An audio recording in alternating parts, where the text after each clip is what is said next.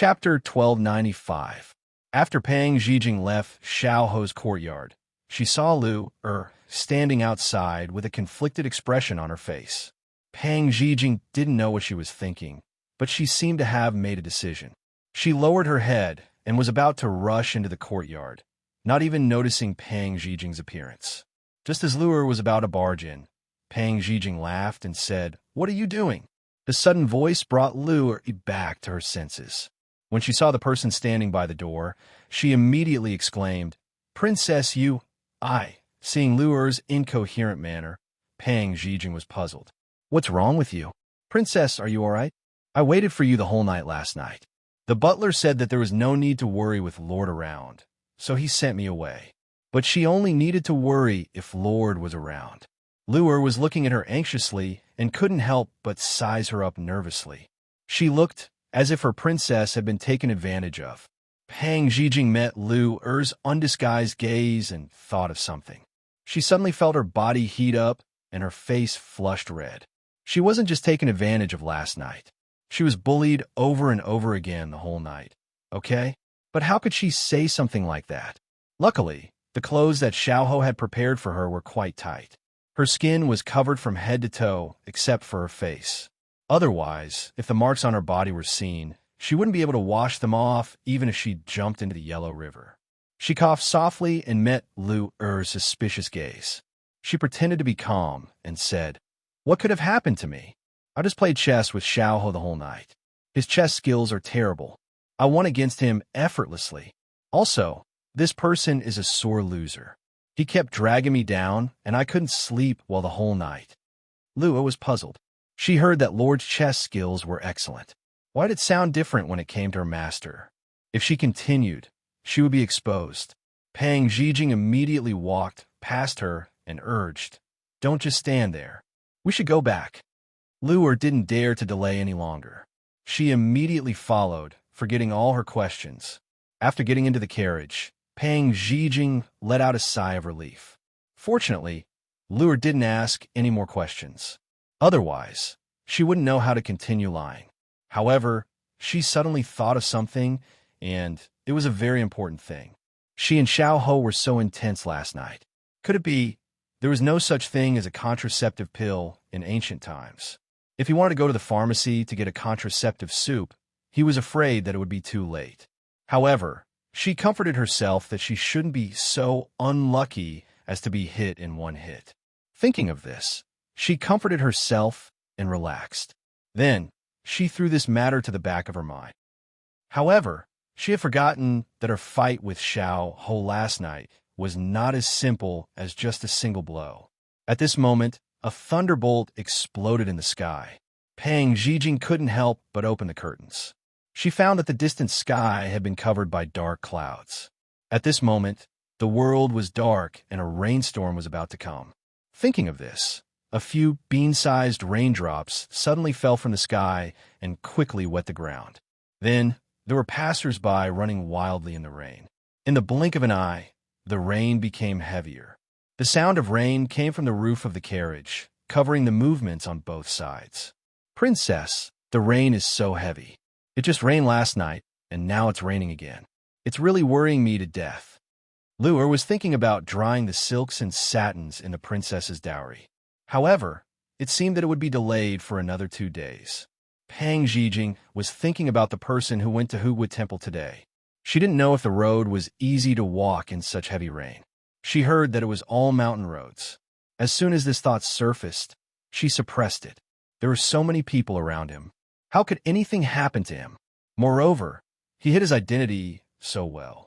Unless there was something wrong with his head, he wouldn't go against the sickly lord. Thinking of this, she subconsciously touched the jade bracelet on her wrist. If nothing unexpected happened, she would leave this place when she returned to the relay station. She racked her brains to get rid of this identity and this situation. However, when the day really came, she suddenly felt a sense of loss in her heart. It was as if the belief that supported her had disappeared. However, she clearly knew one thing. That was, compared to before, she was even more reluctant to part with him. However, since she had already decided to leave, there was no turning back. Princess, we've arrived at the relay station. She took a deep breath and walked down the carriage. However, because the weather change was too unexpected, there was no rain gear in the carriage. Moreover, most of the people in the relay station were guards, and there weren't many maids to serve them. Therefore, the two of them walked through the long corridor to a place where they could shelter from the rain. Lu volunteered to get an umbrella and left her under the eaves to shelter herself from the rain. She leaned against the wall in boredom and counted the water circles on the ground. As she counted, she became tired. Last night was really torturous. She wanted to sleep no matter where she went. Just as she was cursing Xiao Ho in her heart, a rough voice sounded from the other side of the wall. "Sir, the dozens of masters we brought this time are all here." "Very good. The Crown Prince asked us to disguise ourselves as Xiao Lai and ride to Hugwood Temple to assassinate Prince Yi. Now that our men are all ready, we can take action now." After these words, chaotic footsteps could be heard leaving. She could imagine how many people were on the other side of the wall. Pang Huang asked people to assassinate Xiao Ho. Weren't they even allies? Did they turn against each other and become enemies? This wasn't impossible. Two people who were working together could draw their swords to each other if they didn't agree. Would he be in trouble? No. He had so many masters around him. No matter how many men Pang Huang had, they were no match for him. Moreover, she had seen his martial arts. Although it was rare, it was definitely not a problem for him to protect himself. She kept telling herself in her mind to be at ease. At this moment, Lu came over with an umbrella. "Princess, I'm back. The rain is too heavy." The umbrella was almost blown away. Lu's grumbling laughter sounded in her ears, but she didn't hear a word. She followed Lu mechanically to her courtyard. After talking for a long time, she realized that the princess wasn't listening at all. Instead, she was in a daze. After leaving Prince Yi's estate, the princess became a little strange. Although she thought so, she didn't dare to say much. When the two returned to the courtyard, Pang Zhijing stepped into the room and saw Huoling, who had been waiting for a long time. She thought of something and immediately said to Lu, who was about to enter the room, "Go to the kitchen and boil a pot of water. I'm thirsty." Lu, who didn't know the truth, was sent away. "Princess, my young princess consort ordered me to come and pick you up. Are you ready?" Huoling went forward and asked with a slight bow. Xiao Laiqi only obeyed his two masters. He was always courteous to others, even to the Sichuan emperor. He wouldn't be respectful because of your high status. Pang Zhijing didn't care that much, but her mind had flown to Xiao Ho at this time. Chapter 1296. Princess, Princess. Huoling saw that she did not respond and immediately called out a few times. Pang Zhijing immediately came back to her senses. She waved her hand and said, "It's nothing. I'm thinking about some things." "All right, we can go now." Huoling looked at her with a confused gaze, but he could not tell what was wrong. He nodded and walked out. When the two of them came out, Lu happened to walk over. She saw a stranger wearing a bamboo hat beside her princess and couldn't help looking at him with vigilance. She asked her princess, "Princess, where are you going?" Huoling looked at Pang Zhijing before pulling on his bamboo hat to wait at the entrance. Pang Zhijing turned around and looked deeply at Lu. "I'm going out for a bit. You properly stay in the relay station and wait for me to come back." Didn't she just come back? Why was the princess going out? But as a servant, she did not have the right to ask this. At this time, she saw the princess walk towards her and then suddenly reach out to hug her. While she was stunned, she heard the princess speak in a low and hoarse voice. "Obediently stay in the relay station. If you miss me, someone will take you away." Princess. What did that mean? After saying this, Pang Zhijing put away the deep reluctance in her eyes. When she took her hands back, she had already recovered her usual mischievous smile. "I'm just teasing you. I'm leaving." She waved her hand and quickly walked towards Huoling before the two of them left together. Lu watched her princess leave, and her heart inexplicably hurt. She suddenly wanted to leave with the princess. There's actually no one guarding the relay station today. It seems like it will be very easy for us to leave. At least they won't find out that the princess is missing so quickly. When they find us, everything will have been arranged. Hua Ling's hands were on the back of his head, looking very relaxed. It seemed like he was casually talking to this absent-minded princess, but he was actually helping her relax. However, no one could see that he was in a defensive state. As long as something happened, he would be the fastest to react.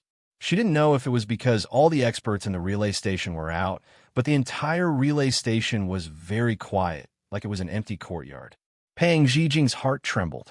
Her entire body was like a stone as she numbly walked. Princess, there's a market today. Our carriage is stuck on the road, but we'll be there soon. There are many citizens inside and outside the city, so it will be good for us to leave the city. Hua Ling continued. It had to be said, today was a good chance to steal the dragon and phoenix.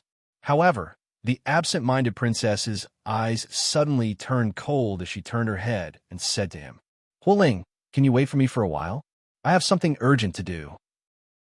Hua Ling was interrupted halfway, and he looked at Pang Zhijing with some confusion. Princess, what is so urgent? You can tell me, and I'll send someone to do it for you. Pang Zhijing's eyes lit up. Just as she was about to speak, she suddenly remembered that Xiao Ho and them were sworn enemies. If they knew that Xiao Ho was in danger, they would definitely not help her inform Xiao Ho. Therefore, not only could she not tell them, but she also had to keep this news to herself. She immediately shook her head. Only I can do this. Wait for me outside the city. I'll be back soon. Seeing that Pang Zhijing was deliberately hiding it, Hua Ling did not ask anymore. However, he stopped Pang Zhijing, who was preparing to leave. Princess, wait. After Hua Ling finished speaking, he put his thumb and index finger to his lips and whistled. Following this, a black horse quickly rushed over from the side of the street. Hua Ling stroked the horse that ran to his side and then gave the reins to her. Princess, it'll be faster if you ride a horse. Pang Zhijing gratefully looked at him. Thank you. This is what we should do. Pang Zhijing nodded and took the reins. Then she jumped onto the horse and whipped it out of the city. The original Pang Zhijing grew up in the grasslands, so her horsemanship was not bad. Therefore, when Pang Zhijing sat on the back of the horse, her hidden skills were awakened. She breathed a sigh of relief and then rushed towards Fengtai Mountain. That was the only way to Hugua Temple. A bit faster. She had to tell him this news before those people arrived. Raindrops suddenly began to fall from the sky. Drop by drop, they quickly gathered together. Hua Ling watched Pang Zhijing's back gradually disappear into the rain and slightly knit his brows. This rain, it came at the wrong time. At this time, in the moving palace. Sir, our people saw the princess ride a horse out of the city. The person playing with the fan heard this and immediately closed his fan. His eyes lit up. Then what are we waiting for? There is such a great opportunity in front of us. Yes, this subordinate will send people out now. When there was only Yu Qingxi left in the room, he shook his head with a look of regret. Princess, oh princess, the roads are slippery in the rain. Why are you going out in this kind of weather? If you're not careful and fall, what will we do if you die? After the regret, his voice was filled with a trace of poison. Relax, this young master is very easy to talk to and will not hold a grudge. Every year, I will go to your grave to burn some incense for you. The carriage heading towards Fengtai Mountain was currently slowly moving. Although it was raining heavily outside, the carriage was as still as a mountain. White smoke rose from the incense burner, dispersing the smell of grass and earth. It lingered in the carriage, refreshing the mind and calming the mind. Xiao Ho leisurely leaned back on the couch, holding a book in his hand. His gaze fell on the pages of the book, but his thoughts drifted elsewhere. Although he had lost his mind because of the poison in the beginning, everything that happened last night was still vivid in his mind.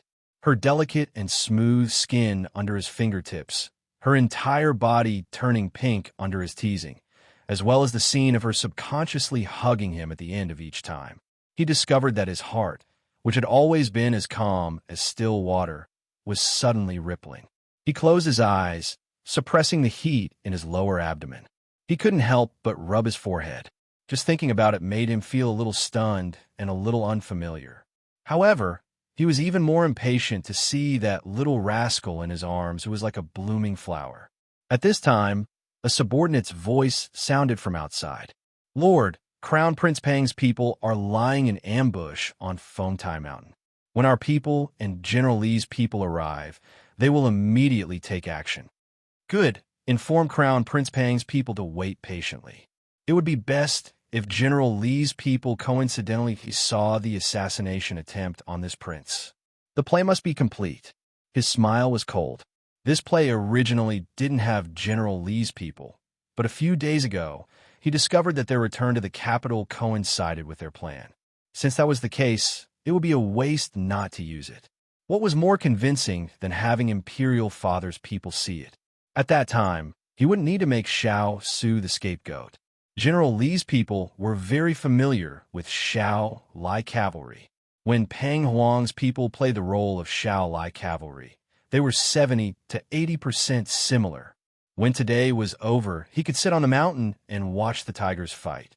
When both sides were injured, he would reap the benefits.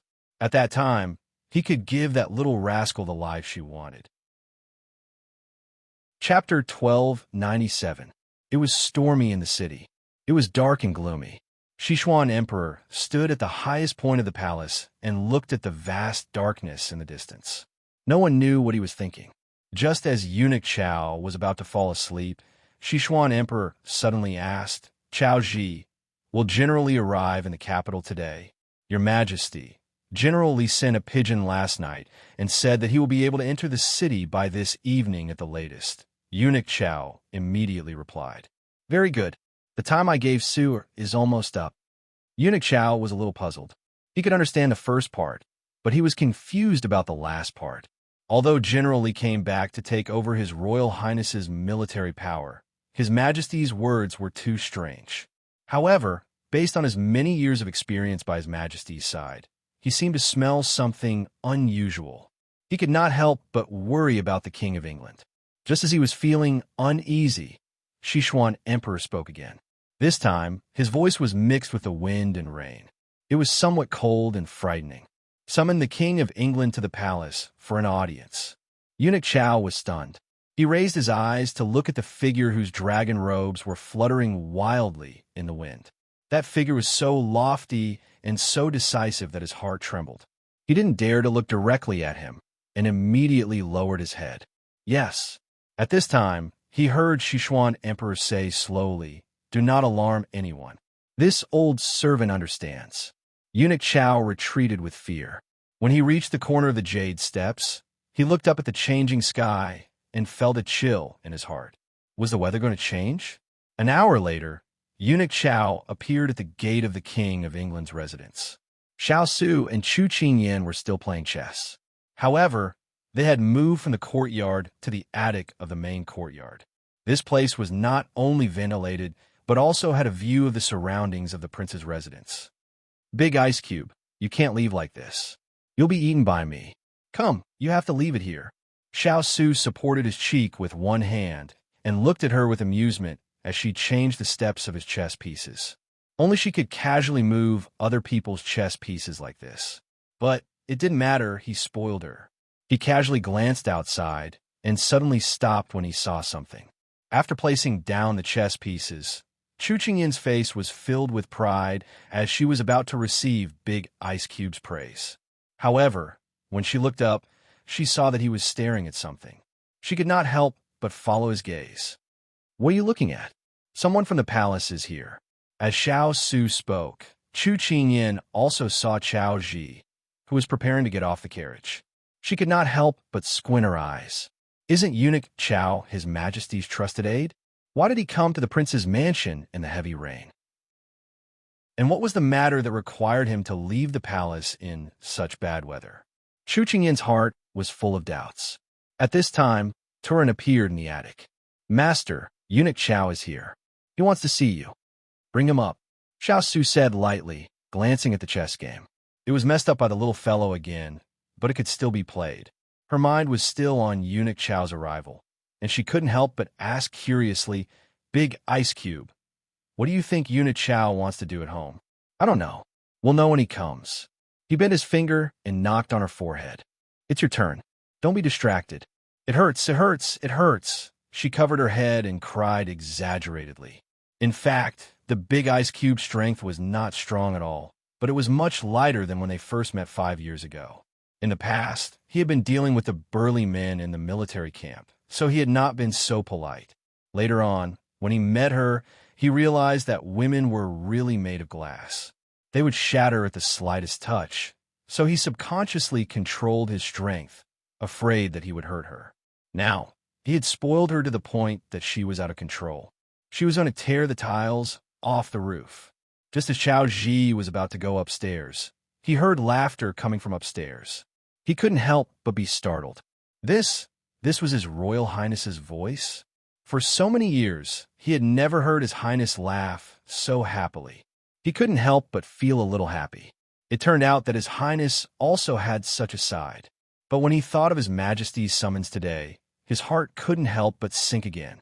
Under the scary lead, he slowly walked up the stairs.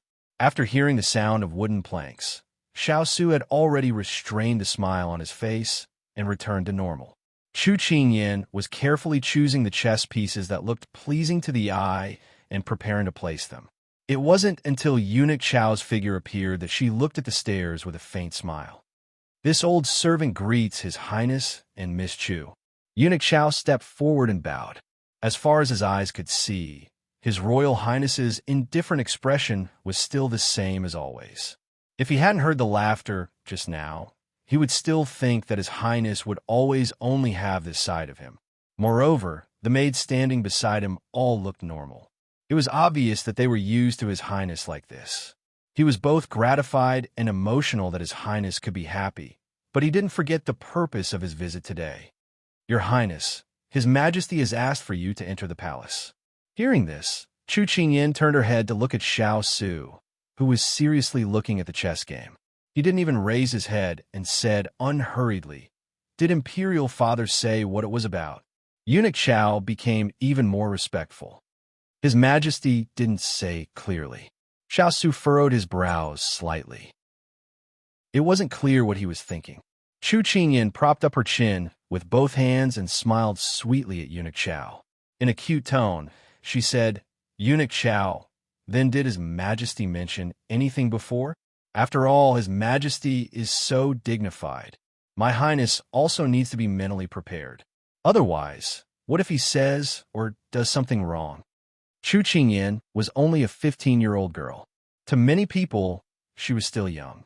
Her appearance was already outstanding, and right now, her extremely cute and obedient appearance was very easy to bribe. For example, Eunuch Xiao standing in front of her. Although he felt that what Chu Qingyan was worried about wouldn't happen, he was still moved by compassion. He said to the two of them, "Before this, His Majesty received news that General Li will be arriving in the capital today." Xiao Su's eyes flickered slightly, but he quickly fell silent. Chu Qingyan thought of the transfer of military power that Sichuan Emperor had mentioned before, and her heart immediately burst with joy. Could it be that Sichuan Emperor intended for them to formally transfer military power? At this thought, her eyes lit up even more.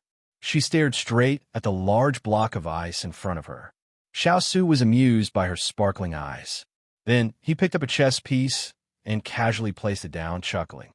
"Wait for me to come back and solve this game for you." Eunuch Xiao was stunned by his smile. So it wasn't that His Highness didn't know how to smile, but that he only revealed his true emotions in front of the people he cared about. He couldn't help but look at Chu Qingyan, who was staring at him with puffed-up cheeks. Suddenly, an indescribable bitterness flashed through his heart. He didn't know if he would be able to see His Highness smile like this again today. Chu Qingyan only had time to look down at the chessboard after the sound of footsteps faded away. The large block of ice was so hateful. It actually blocked her path. No wonder he said he would come back and wait for him to solve it. Humph. Chapter 1298. The rain was getting heavier and heavier. For Pang Zhijing, who didn't have any protection, the raindrops were like stones, pounding on her body and causing her great pain. The rainwater flowed down her face, and her wet hair stuck to her face, making it itchy. But she didn't care about anything else. She steered the horse forward with a clear goal in mind. Although her body's memory was that she knew how to ride a horse, her bones wouldn't be able to withstand a real battle. Moreover, she had to rush forward with all her might. However, she had to reach Xiao Ho before those people tried to assassinate him. She had to warn him. She had to catch up. Xiao Ho, nothing can happen to you. She clenched her teeth and held the reins even tighter. Although her vision was blurry, she struggled to keep her eyes open. Her heart was stretched into a thin line. The horse seemed to feel her anxiety, and its forelegs stomped even harder. Like a bolt of lightning, it shuttled back and forth in the rain. Xiao Ho, who was sitting in the carriage, felt something and covered his chest. Just now, his heartbeat seemed to be a bit strange. This was something that had never happened before. He frowned slightly and reached out to lift the curtain. The cold wind, mixed with moisture, suddenly poured in and hit his face, instantly waking him up a lot. Where are we? It was dark outside. He could barely see the trees, but it was hard to tell where he was. Lord, we have already reached Feng Tai Mountain. The subordinate replied. Where are General Li and the others? They have already started to enter the mountain path. The subordinate continued to reply. Very good. Wait until we are halfway up Feng Tai Mountain. Then we can directly send out the signal. Xiao Ho temporarily put this small episode of his irregular heartbeat to the back of his mind. At this time, he was more concerned about the implementation of this plan. Another half an hour passed.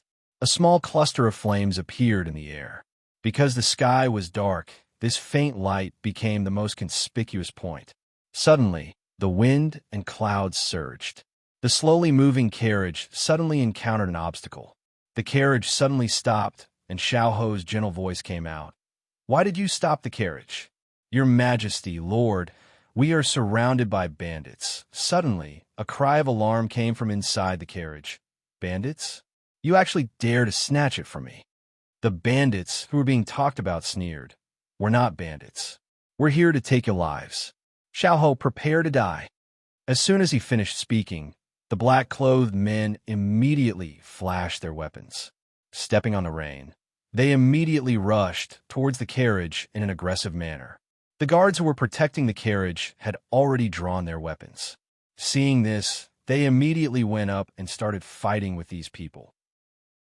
The sounds of weapons clashing and shouting were drowned out by the sound of wind, rain, thunder, and lightning. At this time, Xiao Ho slowly lifted the curtain of the carriage and looked at the blood that was slowly spreading out.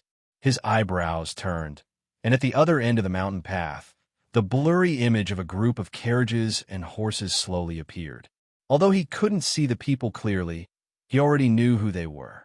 He gently curled the corners of his mouth, revealing a determined smile. General, there seems to be a fight in front. A soldier saw the chaotic battle in front and immediately ran to the side of the carriage to report to the people inside.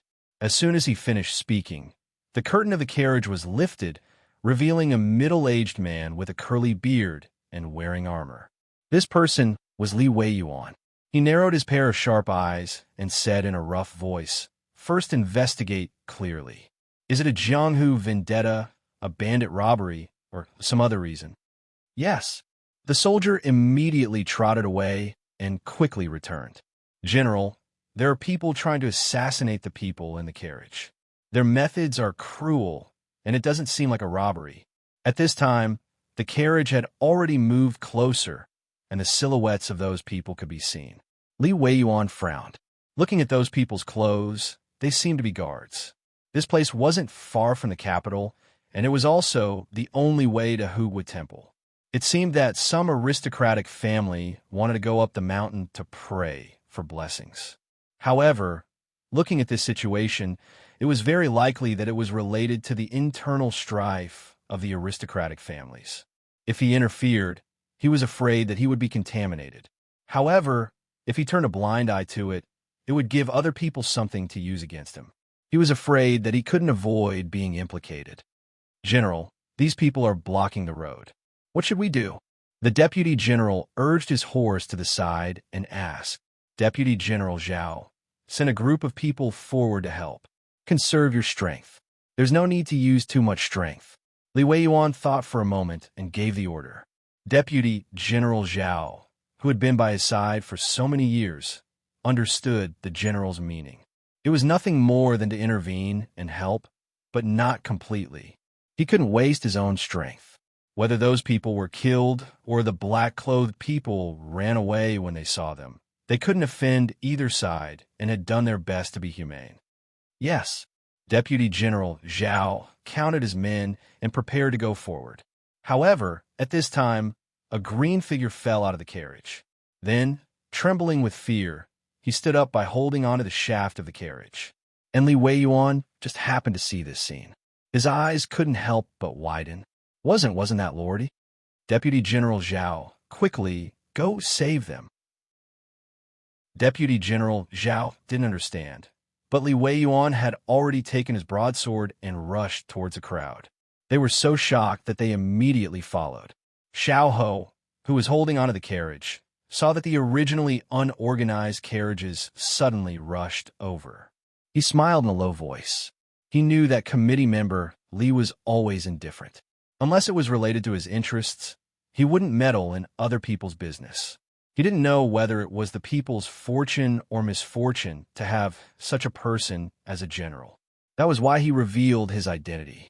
He didn't believe that Li Weiyuan would dare to ignore him, a prince here. Your Highness, I'm here to save you. Li Weiyuan quickly arrived in front of him and cut the black-clothed man who was about to wield his sword in half. General Li, thank you so much for your help. Otherwise, I would have lost my life here, Xiao Ho said gratefully. Li Weiyuan immediately stood in front of him and said, Your Highness, don't worry. I'll protect you. You guys, take good care of your Highness. After that, he waved his broadsword and fought with the black-clothed men who swarmed over. Xiao Ho chuckled and then gave a look to the leader of the black-clothed men.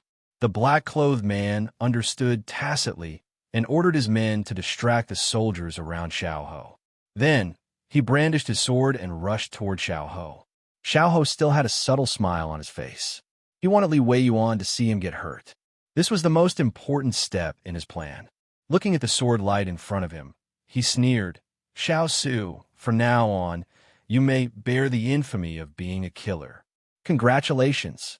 No, an exclamation broke into the curtain of rain, but was drowned out by the fierce wind and rain. Xiao Ho felt his heart beat erratically again. He looked up as if he had sensed something. The sword light was close at hand. In his eyes, a pink figure rushed towards him like a flying disc. His pupils suddenly dilated. Chapter 1299. How could it be her? How could she be here? Xiao Ho couldn't care less about the tip of the sword that was close to his eyelashes. He slapped the ground with one hand, trying to circulate his internal force to stop her. However, he spat out a mouthful of blood. This morning, he didn't care about the internal injury. But at this time, when he was circulating his internal force, it suddenly flared up. His blood flowed backward and blocked his meridians, making him unable to move for a while. Everything happened too suddenly, in the blink of an eye. However, for Xiao Ho, it was like torture in slow motion. Looking at the rushing figure and the tip of the sword that was close at hand, an inexplicable panic spread from his heart to his limbs. Xiao Ho, I'm here. The person who was dripping wet smiled and opened her arms, hugging him without hesitation. No, puff, the sound of the sword piercing flesh. The person who hugged him stiffened, and his eyes widened in an instant. Torai, who was covered with a black cloth, didn't expect that the princess would suddenly appear under his sword. At this time, Xiao Ho's trembling hand held onto her shoulder and slowly placed her in his arms. He didn't dare to touch her chest that was dyed red with blood. His pale white fingers brushed away the hair that stuck to her face, revealing a pale but smiling face. His heart was sucked out bit by bit as blood flowed out from the corner of her mouth.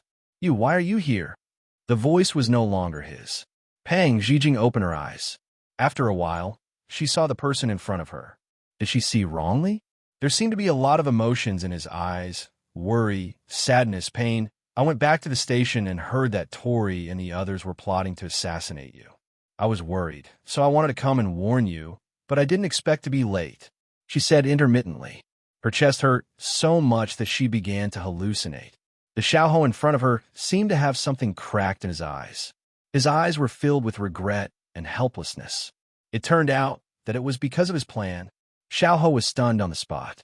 If little rascal knew that this murder was planned by him, would she still be so honest and look at him wholeheartedly? He said with great difficulty, "You're stupid. I'll be fine. Even if everyone here dies, I'll still be fine. Do you know that? Why are you so stupid?" She coughed softly and stared at him helplessly. Unfortunately, it was not lethal at all. "I'm already injured like this. Can you stop scolding me?" "Okay, I won't scold you. I just sealed your acupoints and stopped your bleeding. Now, I'll take you home to treat your injuries." Just now, he had taken her pulse. Although her wound was on her chest, the sword had deviated slightly and did not hurt her heart. This was a blessing in disguise. When he learned of this fact, his heart flew from hell to heaven. Fortunately, but if he let it go on like this, the wound would get infected and corrode her heart. Even the gods would not be able to save her. Just now, he had forcefully opened up the clogged blood vessels. Although it was very harmful to the body and almost made him unable to stand up, he did not care so much at this time. He did not want to borrow other people's hands because only he could touch his woman. He reached out and picked her up. Although the blood in his body was still surging, he did not show it on his face. Go home?" She raised her eyebrows. She had almost forgotten her promise with Qin Yan. She struggled to get down, but was held down by him. "Don't move, the wound will bleed."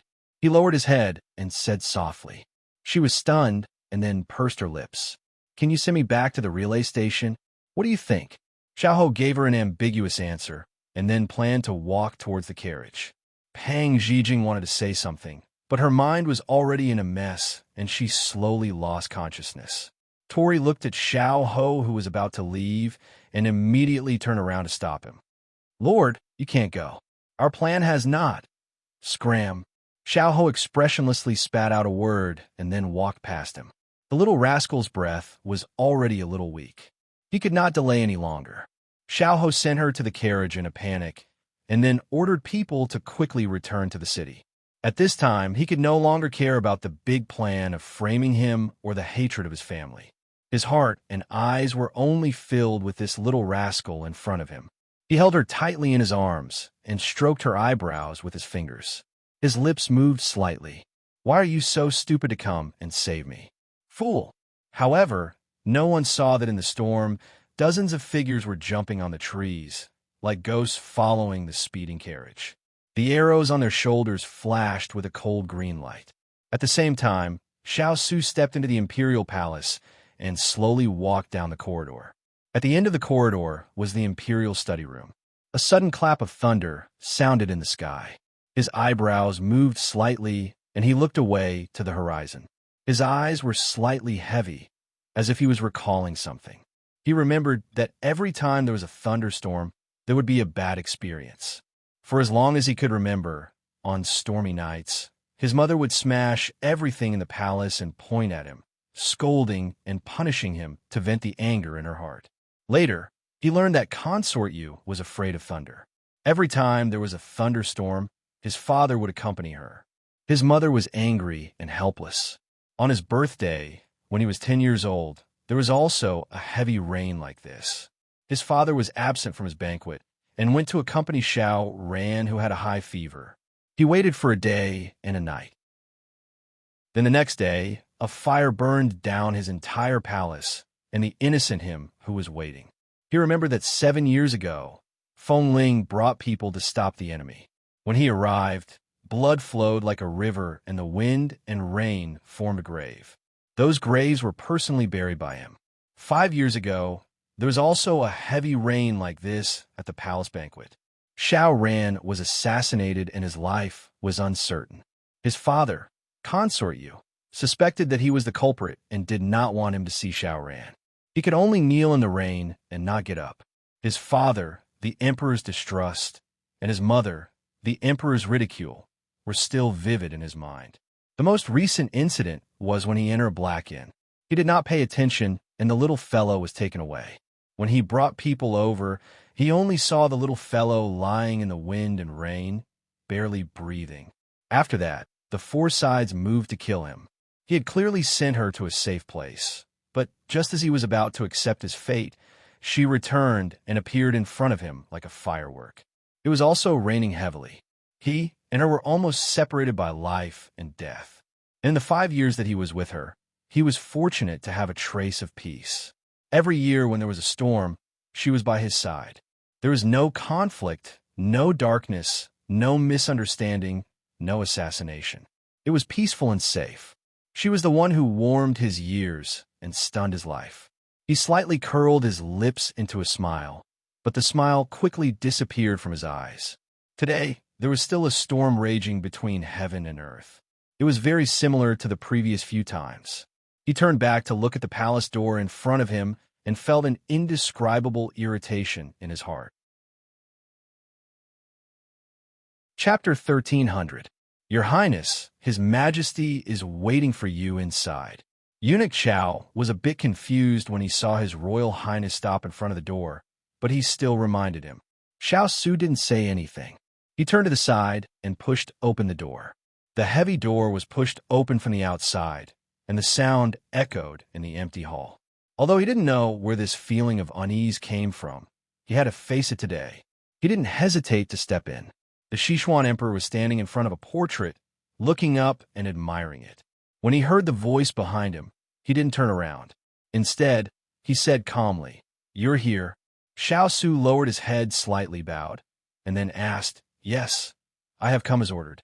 What matter does Imperial Father have for me?" "Come here." The Sichuan Emperor turned and beckoned him over. Xiao Su hesitated for a moment before walking over. However, he didn't walk side by side with the Sichuan Emperor. Instead, he stood a step behind him. "I have a question for you. Please ask, Imperial Father." The Sichuan Emperor pointed at the painting on the wall and asked with a smile, "Do you know who painted this painting?" Xiao Su turned to look at the painting. There was no name on the painting, but he could tell that it was a good painting. He answered truthfully, "I don't know." The Sichuan Emperor put one hand behind his back and stroked his beard with the other. He said slowly, "This painting was painted by the painting saint, Lu Xiran." Lu Xiran? Is it the one who was cut in half at the waist 6 years ago? Xiao Su was a bit surprised. "That's right." The Sichuan Emperor's eyes darkened. "He was a famous painter and was greatly favored by me. However, I can't tolerate being lied to. Therefore, I was very angry when he said that a tiger painted as a cat was actually a cat. Although I cherish talents, I can't allow others to lie to me." Xiao Su didn't know why his imperial father suddenly brought this up. Although he didn't show it on his face, he already had his suspicions. The Sichuan Emperor glanced at the people beside him, then turned and walked back to the dragon throne to sit down. "It's been so long, but I haven't asked about the soldiers who fought in the war with Nansan. Many of them didn't enter the capital to receive their rewards. I don't know if you've settled them down. We can't do without people at the borders. The War of the Southern Blue Mountains consumed too much manpower and military strength. In order to prevent the neighboring countries from seizing the opportunity to invade, the majority of them stayed behind to guard the borders. Although they didn't enter the capital to receive their rewards, Imperial Father didn't treat them unfairly. The Imperial Edict to reward them according to their merits has been issued, and it's extremely generous. Of the matter, the Sichuan Emperor nodded. They're all good men of Sichuan. It's thanks to them that we were able to protect this region. He suddenly changed the topic. I remember that in the army, there's a very outstanding youth called Chu Yan. Xiao Su's pupil shrank. He didn't know why his imperial father suddenly brought this up, but he still calmly said, "That's right. Although he's young, he's brave and resourceful. He's a rare talent." The Sichuan Emperor's eyes were full of praise, but his tone was doubtful. "I've also heard that many generals are full of praise for him. But why isn't he in this trip to the capital? Also, why isn't he in the list of rewards you drafted? Did you miss it, or?" Xiao Su lowered his eyebrows. He was originally going to follow I to the capital, but something happened at home, so he left. He also said that he won't enter the court as an official. However, if the people are in trouble, he will still step forward. This kind of talent is hard to come by. However, I've heard that Chu Yin has no parents. He's an orphan. How could something happen at home? Could it be The Sichuan emperor's tone changed. He looked at Xiao Su with a faint smile and said, "Is it because you're unwilling to let him enter the court as an official, or you don't want him to appear in front of me?" Xiao Su's fingers slowly clenched. The bad guess in his heart had been confirmed. He still said in a normal voice, "I don't dare." The Sichuan emperor acted as if he didn't hear him and continued. "In fact, Chu Yin also entered the capital, but no one recognized him. Don't you think that Imperial Father is right?" Xiao Su pursed his lips. "Chu Yin, Chu Qingyan. It's a difference of one character. It's actually easy to guess, but no one has ever connected the two together. Am I right?" The West Xian emperor's words were as light as a feather, but it was as if a heavy stone had fallen on his shoulder. In an instant, his back stiffened. The carriage sped along the mountain path of Foam Tai Mountain. Unfortunately, it could only slow down because of the heavy wind and rain. This mountain path wasn't easy to travel on. It was also raining, so there were potholes everywhere. In addition, the visibility was too low, so the carriage stumbled along. Pang Zhijing slowly woke up because of the bumpy road. The soft cough startled Xiao Ho, who was using his internal energy to dry her clothes. He grabbed her hand and looked at her with joy. "You're awake. Do you feel uncomfortable anywhere?" Pang Zhijing took a deep breath before complaining to him. "You're hugging me too tightly. Does that count?" You can still joke. It means that your injuries are stable. Although he said this, he still loosened his grip on her. He didn't know why, but when he saw her face that was so pale that it almost disappeared, he couldn't help but want to tightly hug her. That way, he could feel that she was still alive. Feeling that her wet clothes had become dry, she was a bit surprised. However, when she raised her head to ask him, she found that his lips were very pale and his complexion was not good. There was even a faint trace of blood at the corner of his mouth. It was like something was stabbing her heart. "What's wrong? Did those people hurt you?" She said this, feeling both angry and distressed. Xiao Ho gently smiled. "They can't touch me. This is the side effect of the poison from last night. As long as I rest well for 2 days, I'll be fine. Don't worry." She nodded her head. Thinking of how terrifying the poison was last night, she still felt a lingering fear. Fortunately, everything was already over. She felt a gentle caress on her face. Slightly stunned, she raised her eyes and met his gentle eyes. It was different from the gentleness that could not be found in his eyes in the past. This was a gentleness that came from his heart. She blinked. Why did this person suddenly change his personality and treat her so well? Could it be because she saved him last night? She was someone who couldn't hide her feelings. She couldn't help but say, "Xiao Ho, I'm not used to you suddenly being so nice to me. I'm being nice to you, but you don't like it. What headache?" He raised his hand and gently scratched her nose. His voice was helpless but filled with endless affection. However, this intimate action made her feel even more flattered. She hurriedly said, "Xiao Ho, if you feel bad because I helped you with the poison last night, and you feel that you have tarnished a girl's innocence and want to take responsibility, I'm telling you that there's no need for that. Although chastity is important where we come from, it's not as important as it is to you.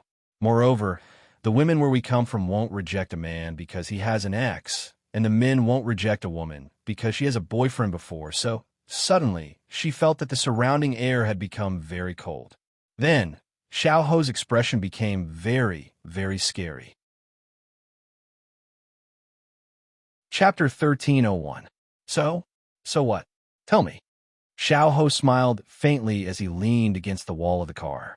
With one hand on her shoulder and the other supporting his chin, he looked at her calmly, as though he was all ears.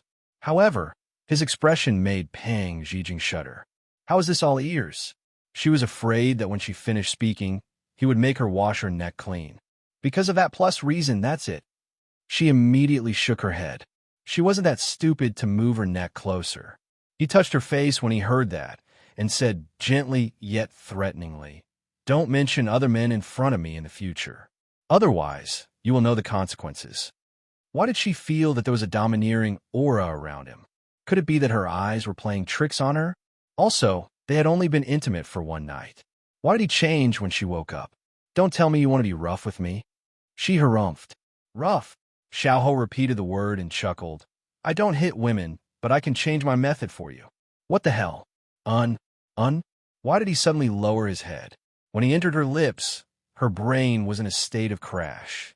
Because she was seriously injured, he could only stop at the beginning. He stood up with a bit of desire and saw her dazed expression. He curled his lips into a smile and couldn't help but hug her even tighter. Finally, her face was no longer red, and he pinched her face.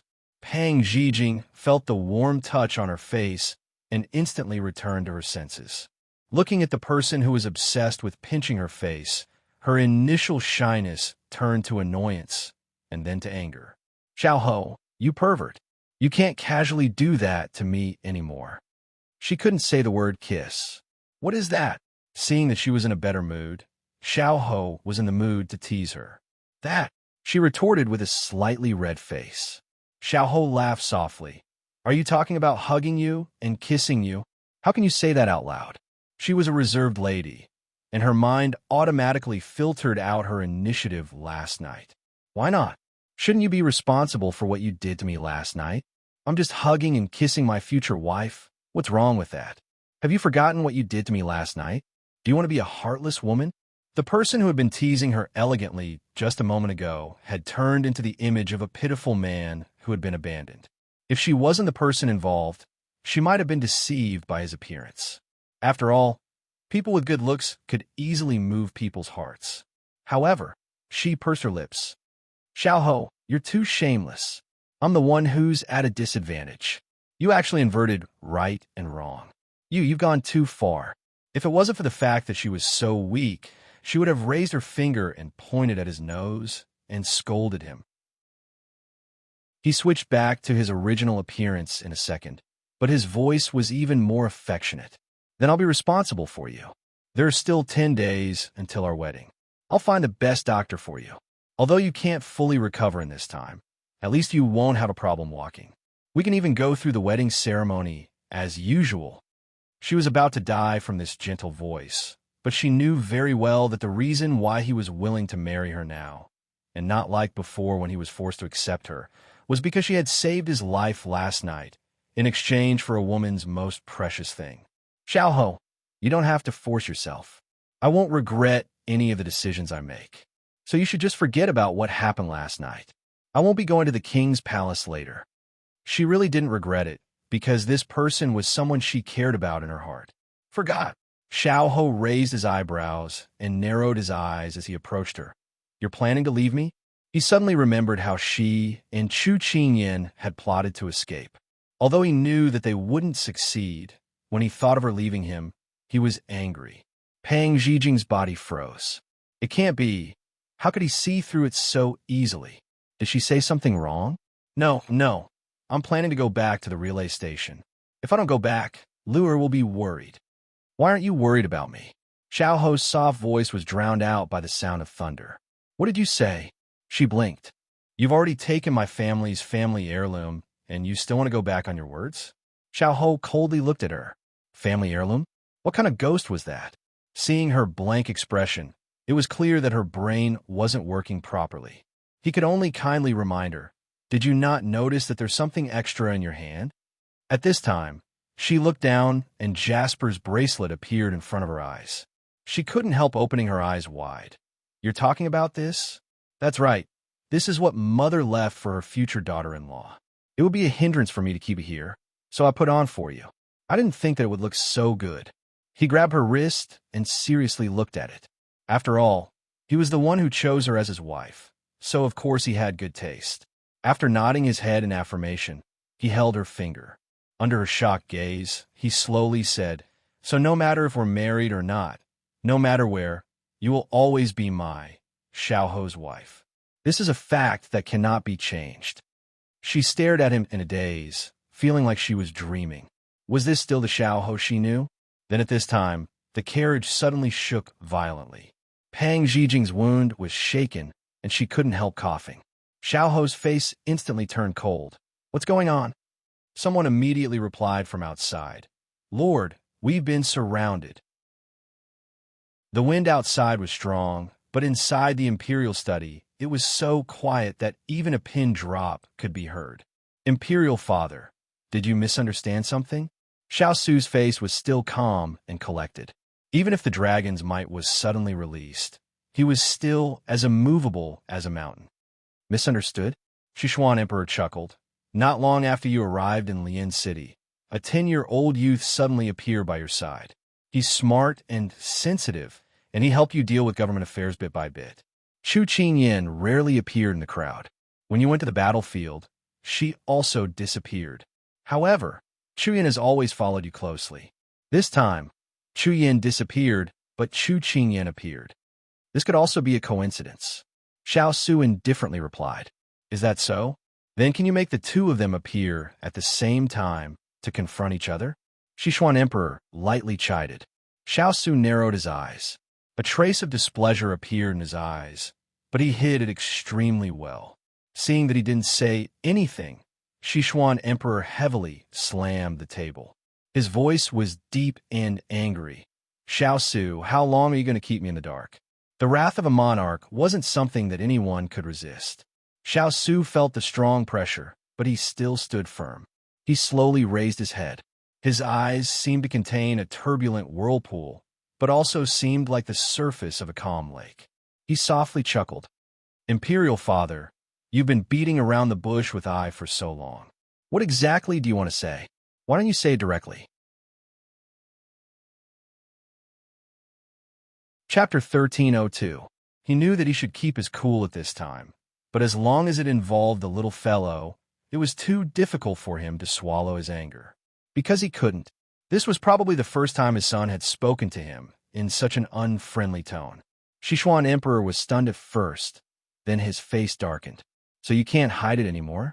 Xiao Su, let me see how far you can go. Su, you're wrong. Su, what you said is wrong. You let a woman disguise herself as a man and sneak into the barracks. This method is deceiving the hundreds of thousands of soldiers. After all, there are military rules that forbid women from joining the army. Once discovered, beheading is a light punishment. What's more, this is deceiving the emperor. Once exposed, Chu will definitely not be able to escape the punishment of 9 generations of her family. As a prince, although your crime does not warrant death, it will be difficult for you to escape the condemnation of the officials. Imperial Father, I admit that Ayan is indeed Chu Yan. This is the truth. I can't deny that I didn't think it through and allowed her to participate in the battle. Thinking about it, Imperial Father has already made sufficient preparations. There are witnesses and evidence. Since that's the case, there's nothing to deny. Xiao Su continued.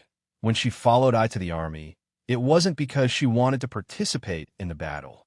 When I took over the army, there weren't many capable generals left. That's why Ayan was sent to lead the army. She was trained by I, so I clearly knew how scheming she was. Furthermore, at that critical moment, I could only use people he was familiar with to reduce the friction. That's why he was able to move quickly. That's why he was forced to do so. Continue. Sichuan Emperor's voice deepened. His expression was unreadable. Although women are not allowed to appear in the 3 armies, we can't be stubborn. We have to be flexible. Although Ayan is a woman, she is a rare talent.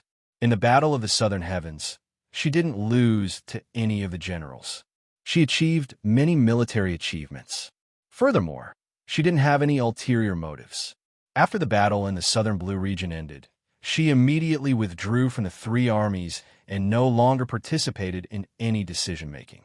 After Xiao Su finished speaking, he cupped his hands and pleaded, Imperial Father, please look at what she has done and not pursue the crime of deceiving the emperor.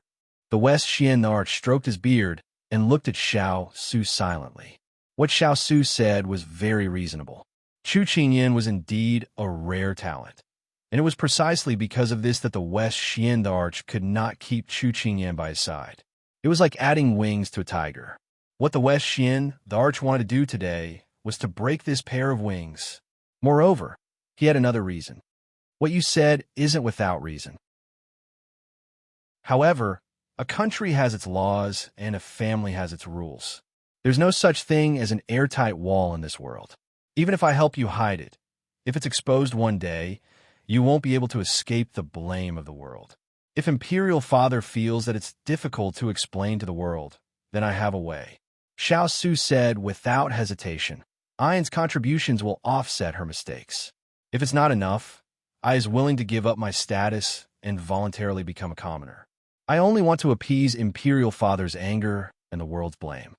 Sichuan Emperor looked at his son in a daze. He suddenly felt that he had never understood him in all these years. Just like how he couldn't guess his son's thoughts at all. It had to be said that this was the best way. Not only would it make him hand over his military power and all his authority, it would also clear the path for Ranner's future. It was killing two birds with one stone. However, this wasn't his ultimate goal. Sichuan Emperor looked at Xiao Su and guided him patiently.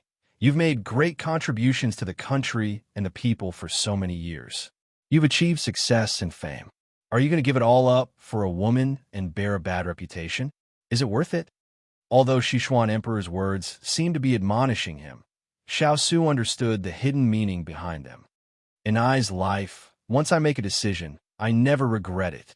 Xiao Su lowered his head and said resolutely, Don't be in a hurry to make a decision. Actually, I also have a way to suppress this matter. However, I don't know if you can accept this method. Sichuan Emperor's gaze fell on him as he said this. There was an indescribable meaning in his eyes.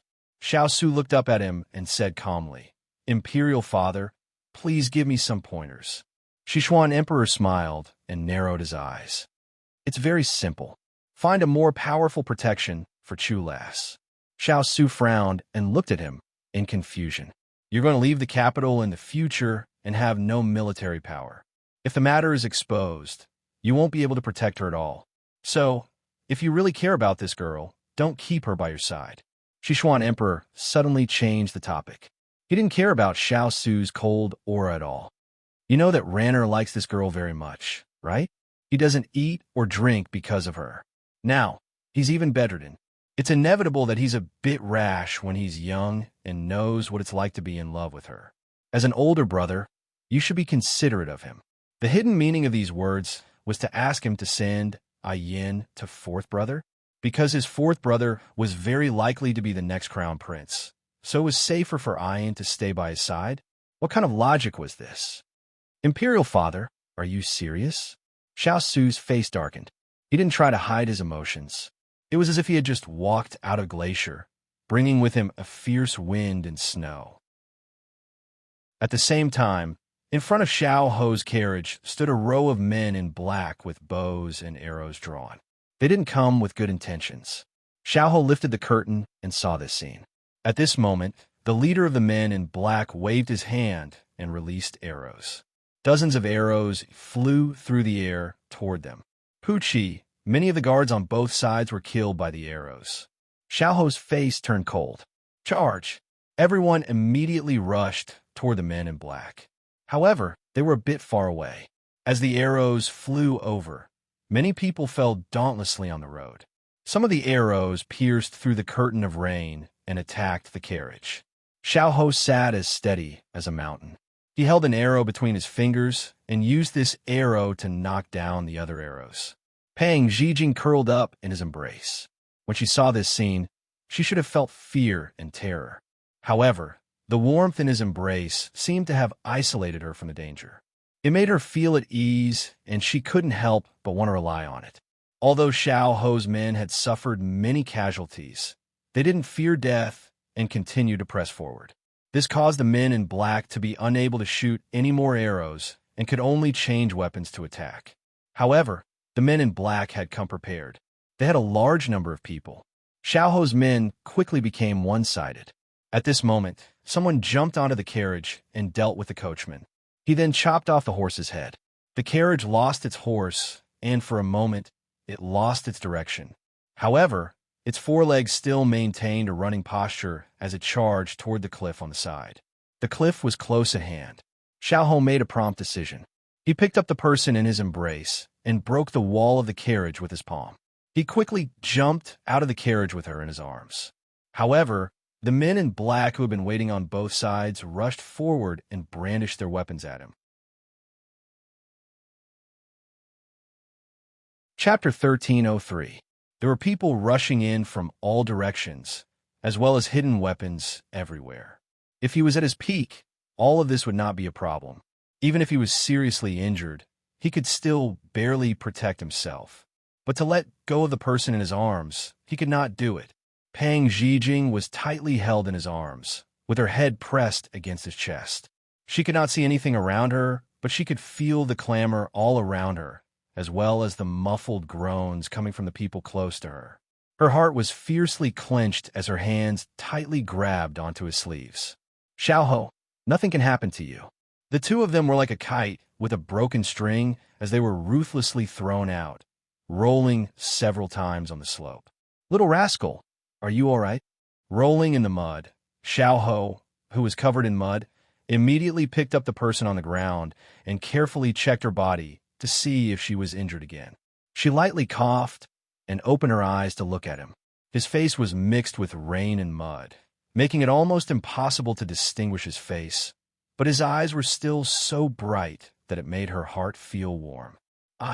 I'm fine. Just as she said those words, she saw a black-clothed man appear behind him. He stretched out his leg and ruthlessly kicked at his back. Danger!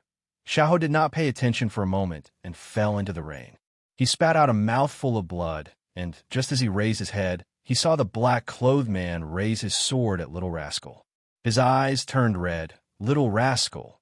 Before the sword fell, Pang Zhijing used all her strength to roll to the side, avoiding a disaster. Xiao saw that the black-clothed man did not hurt her and was about to get up, but his eyes suddenly shrank. Little Rascal, I'll save you. Because this place was a cliff, the place she rolled down was a steep slope. At this time, she could not bear the force and rolled down the slope. If she continued to roll down like this, the bottom would be the cliff. There had never been a moment when Xiao hated himself so much for not being able to catch the person he wanted to protect. He was seriously injured and could not keep up with the person who was rolling faster and faster. Pang Zhijing bit her lips. Although her body was in pain from being cut by the gravel along the way, and her wounds began to bleed again, she didn't dare to cry out because she knew that it would only worsen Xiao's worries. Suddenly, her body was suspended in the air. She was thrown off the slope and spun in the air. She looked carefully and saw the bottomless abyss below. Her heart suddenly shrank, as if it had stopped beating.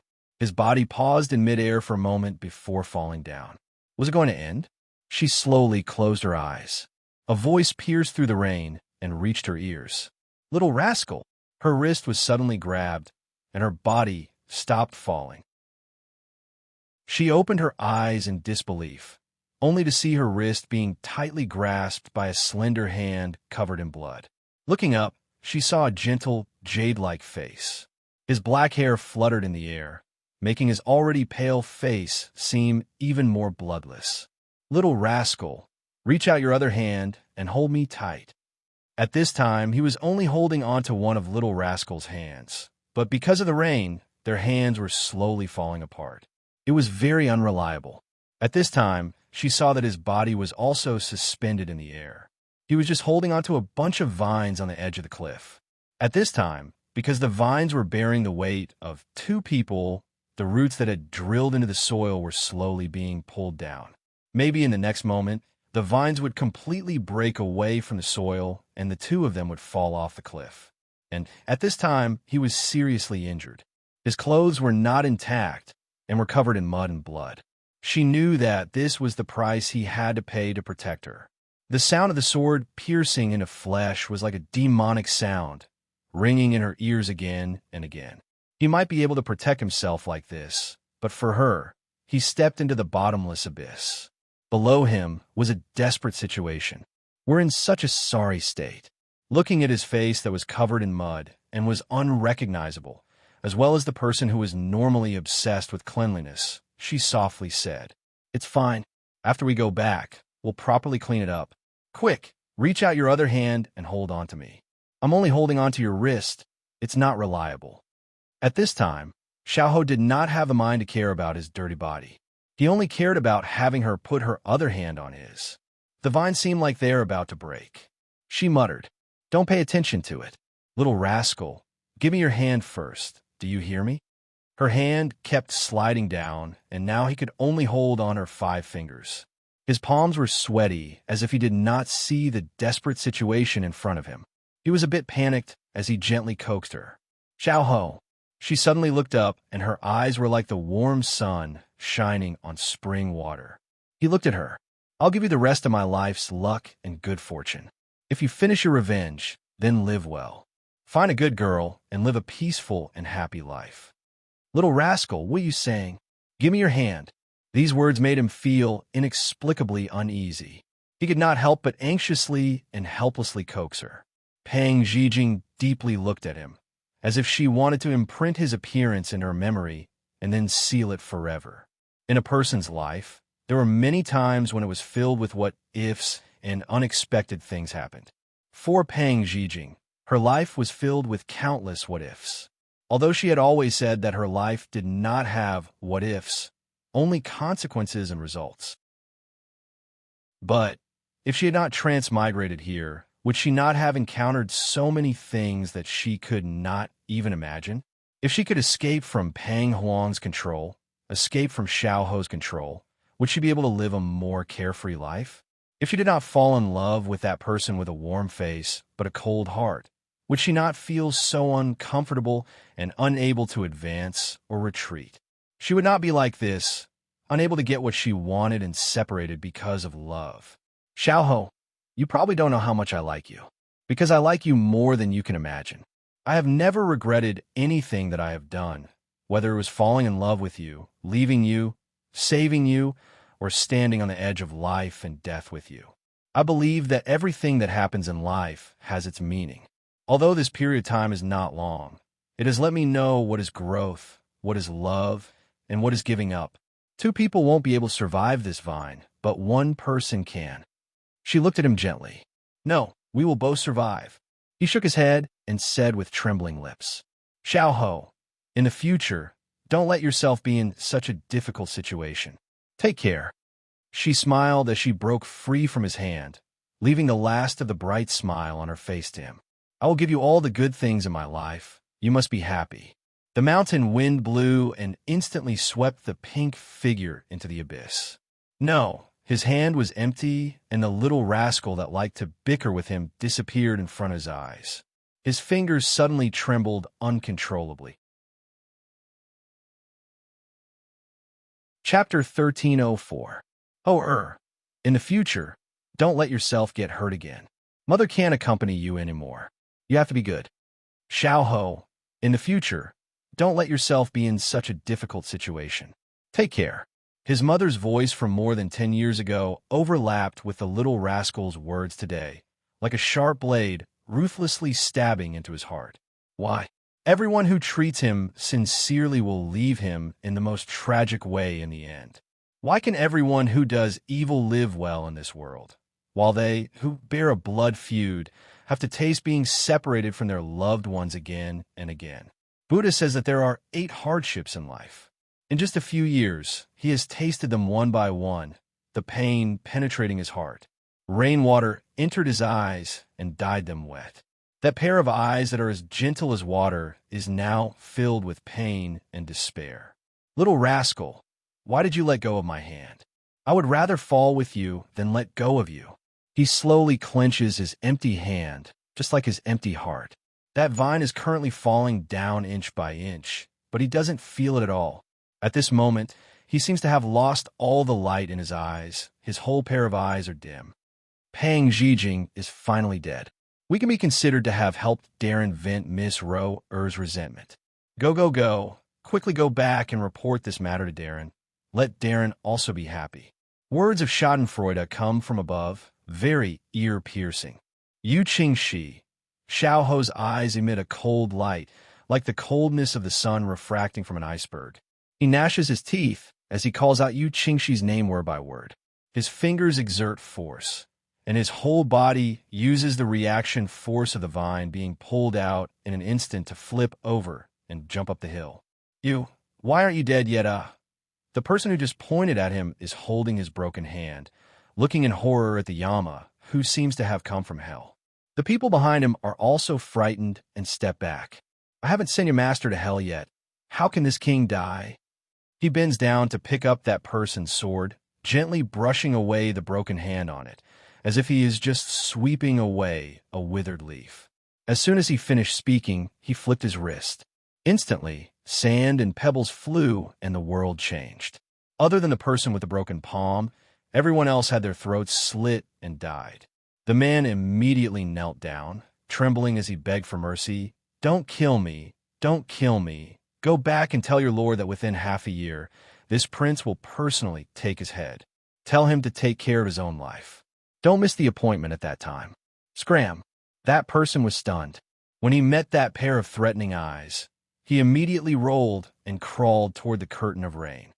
Ding! He plunged the sword into the ground and placed the weight of his entire body on it. After holding on for so long, he had finally reached his limit. The strength in his body was gradually drained. Before he lost consciousness, the image of little rascal's smiling face appeared in his mind. His heart ached, his vision turned black, and he lost consciousness. Violent winds and torrential rain washed over the entire world, and the flowing bloodstains gradually dissipated. Would that person's memories gradually fade away with the passage of time? This will take time to answer. At this moment, the air in the quiet imperial study was filled with the smell of gunpowder. "Imperial Father, are you serious?" When Xiao Su asked this question without hiding his emotions, the Sichuan Emperor's entire face darkened. "Could it be that you're questioning my words?" The Sichuan Emperor's voice carried a hint of anger. "I naturally wouldn't dare to question Imperial Father's authority. However, this matter concerns the marriage of I and Ian. I naturally have to ask clearly. Otherwise, if I misunderstand, wouldn't I be even more disrespectful to Imperial Father?" Xiao Su's words seemed respectful, but there was a hint of sharpness and toughness in his tone. The Sichuan Emperor narrowed his eyes, but his tone was still deliberative. He slowly said, "Su-er, this matter is indeed difficult for you to accept, but this is for your own good. That last Chu has committed the crime of deceiving the Emperor. Not only did she deceive me, but she also deceived the world. If this matter is exposed, wouldn't it be impossible for both of you? Now that there is a method in front of you that can protect both you and her, isn't this the best of both worlds?" Xiao Su meaningfully smiled. "Ian has deceived many people, but if this matter is spread, I believe that the people won't be so calculative. After all, her merits outweigh her faults. Moreover, her actions on the battlefield have all been witnessed by the soldiers. No one will bite the hand that feeds them. Moreover, if Imperial Father doesn't spread this news, who else will know? Moreover, even if this matter is spread, Ian will bear the consequences alone. Imperial Father doesn't need to worry. Su-er, Imperial Father is doing this for your own good." The Sichuan Emperor was choked by his words, but he didn't get angry. Instead, he laughed. "Imperial Father, if you want to help fourth brother break up Ian, then don't say it in such a dignified manner." These words were said without a trace of politeness. Not only was there no respect for the Emperor, but there was also a chill that made people tremble.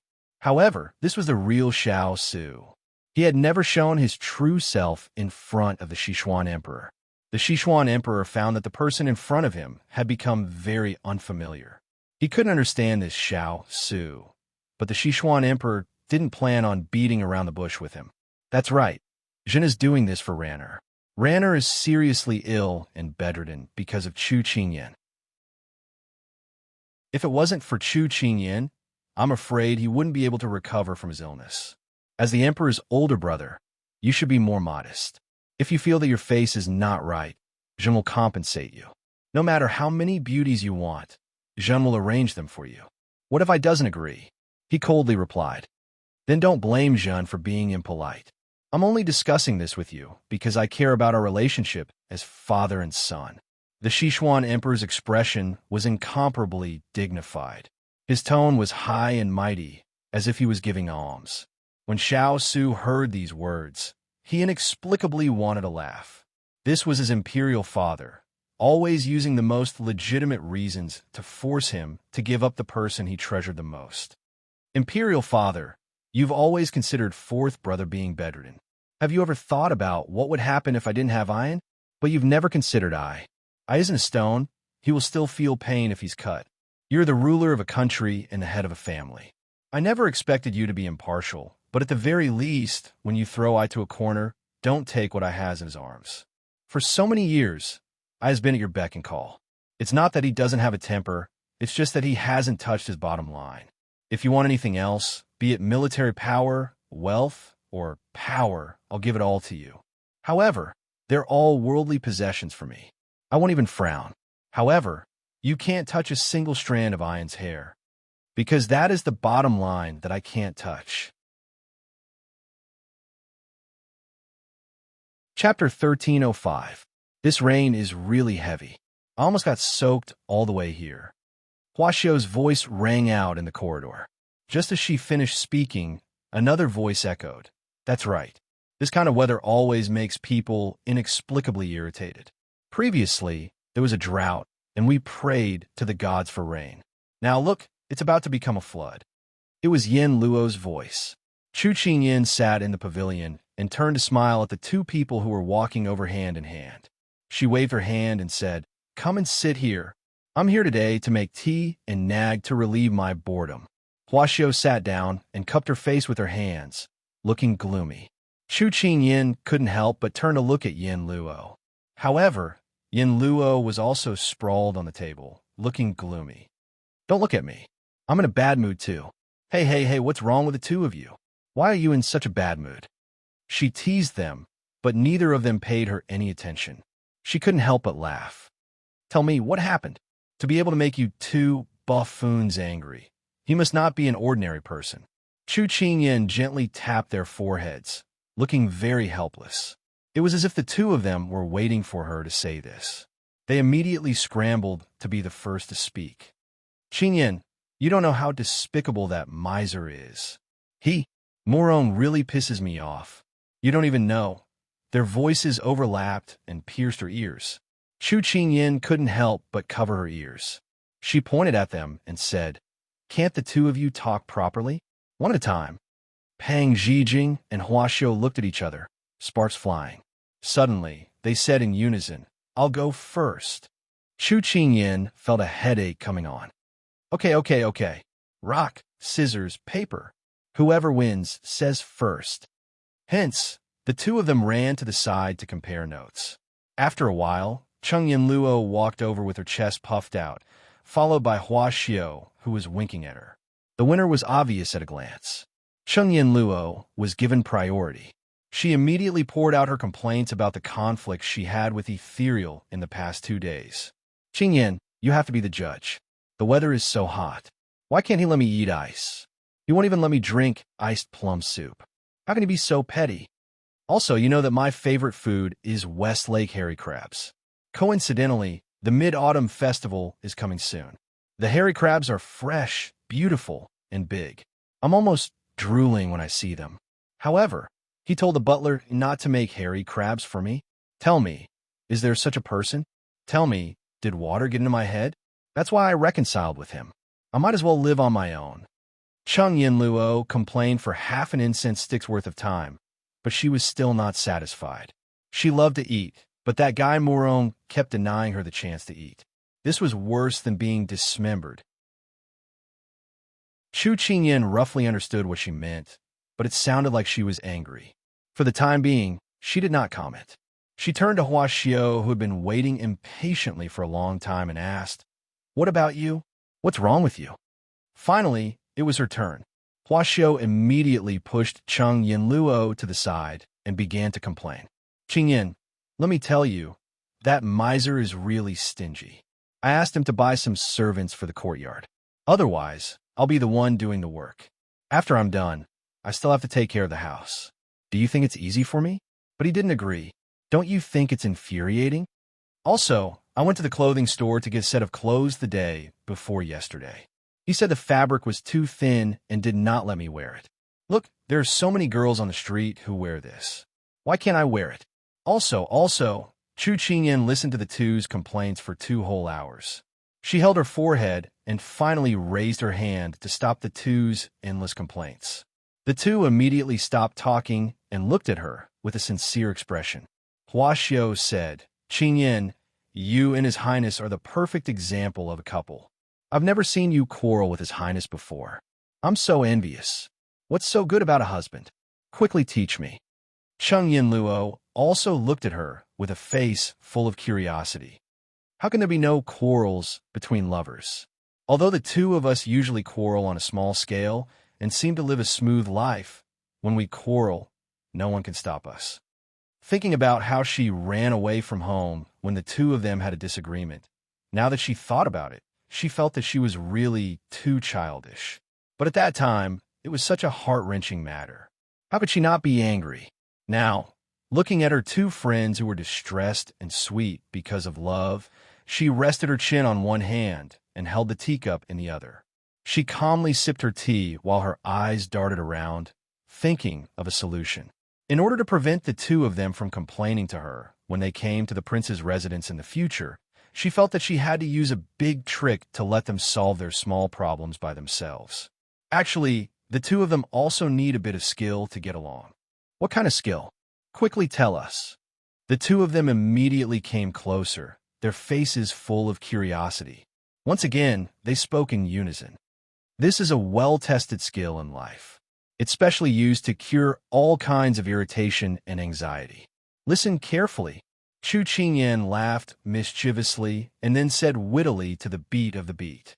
When your child makes you angry, please calm down and silently recite. Biological, biological, biological. Follow me, follow me, follow me. When your husband makes you angry, please calm down and recite. I chose, I chose, I chose. Serve you right, serves you right, serves you right. When your friend makes you angry, please calm down and recite. I taught you, I taught you, I taught you. Blind, blind, blind. When your wife makes you angry, please calm down and recite. I love her, I love her, I love her. Spoiled, spoiled, spoiled. Attitude determines one's mood. Cheng Yinluo and Hua Xiao were dumbfounded. No way. This is also possible, but it sounds pretty good. Seeing that the two of them had calmed down and were no longer as agitated as before, Chu Qingyan was just about to persuade them.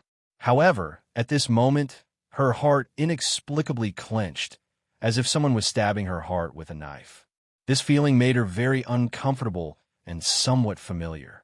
She remembered that when Big Ice was injured, she had this feeling. Her whole heart was empty, as if something was about to be lost. She thought of Big Ice entering the palace today and suddenly had some conjectures in her heart. Will Big Ice be okay? At this moment, her heart returned to normal, as if what happened just now was just an illusion. General Li had arrived in the capital today. Perhaps Sichuan Emperor had called him over to let him handle the handover work. She was too sensitive, so her imagination ran wild. Freedom was close at hand. She was probably not used to the fact that something she had been yearning for so long had suddenly arrived. Chapter 1306. Qingyan, what are you thinking about? At this moment, Hua Xiao noticed her dazed expression and nudged her with her elbow. She couldn't help but ask curiously. Chu Qingyan snapped out of her daze and met her two friends' puzzled gazes. She couldn't help but smile. I'm thinking about the things you two were complaining about earlier. I think you might have misunderstood Ethereal and Lord Lin. You have irrefutable evidence, and you're still saying that we misunderstood? Qingyan, tell me, are you standing on their side? Hua Xiao hugged her shoulders and snorted. Although Cheng Yinluo didn't speak, she looked at her suspiciously. Chu Qingyan's scalp went numb. These two were here to flaunt their affection for her. Okay, I'll dissect it for you. Chu Qingyan then looked at Cheng Yinluo, who was closest to her. I remember that ever since you got drenched in the rain, you've been in so much pain that you wish you were dead. Am I right? The person who had been called out nodded. What does that have to do with this? Chu Qingyan held her forehead.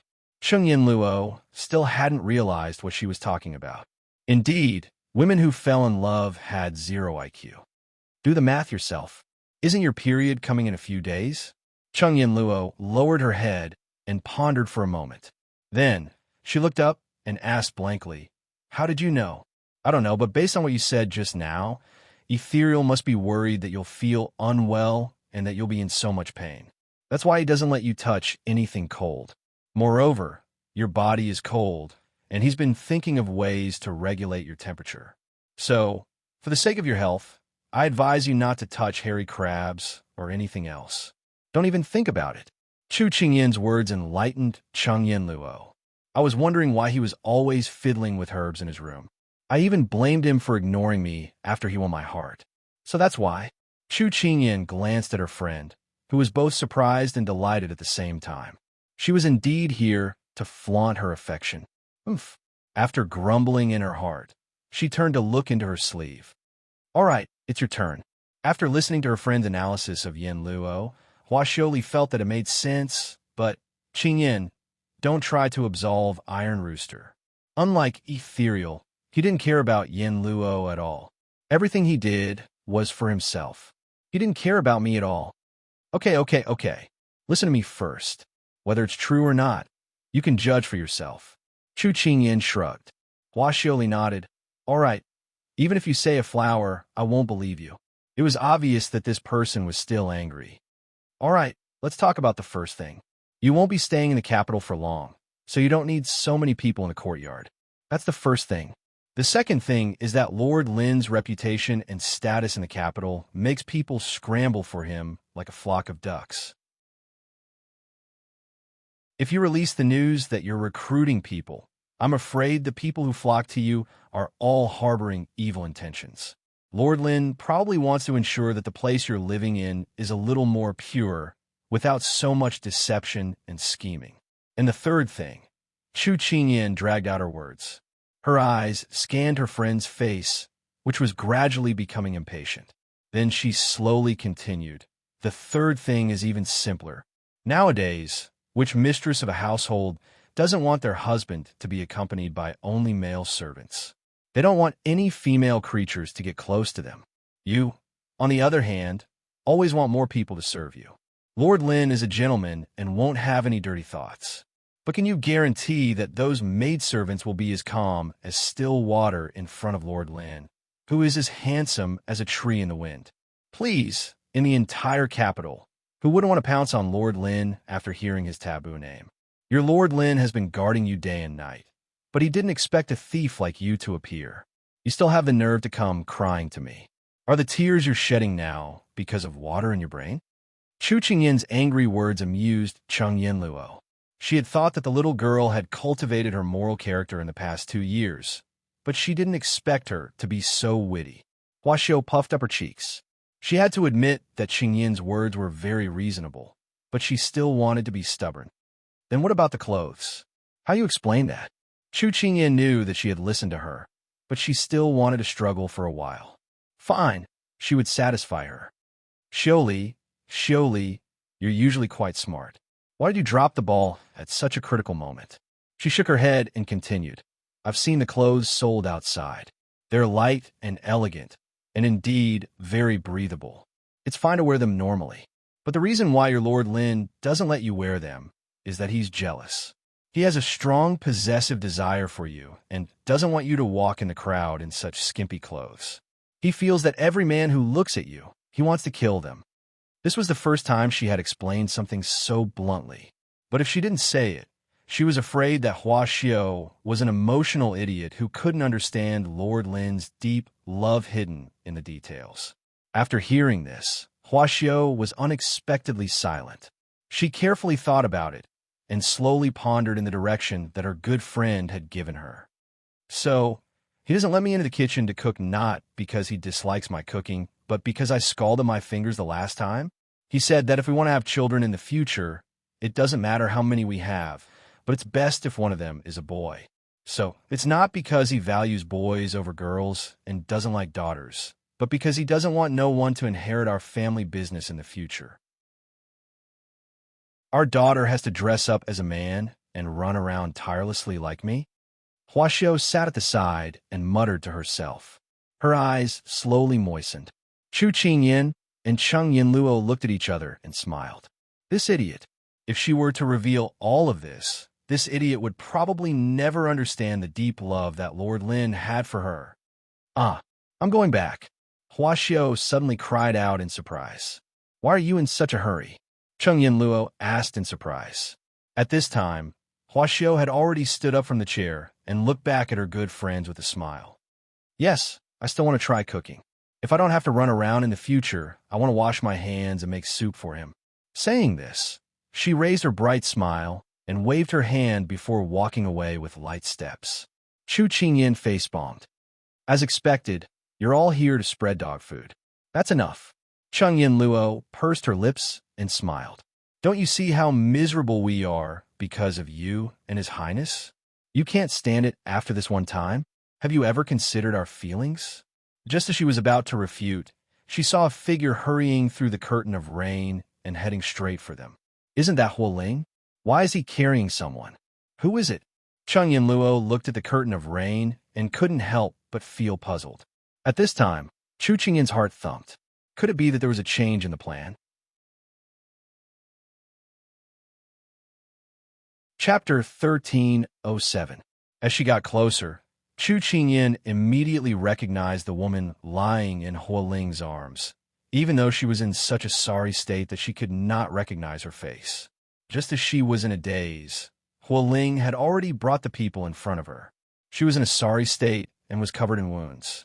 He knelt heavily on the ground, his eyes filled with self-blame. Young princess consort, it's this subordinate's incompetence that caused the princess to fall off the cliff after being seriously injured. Chu Qingyan returned her senses and immediately knelt down on one knee.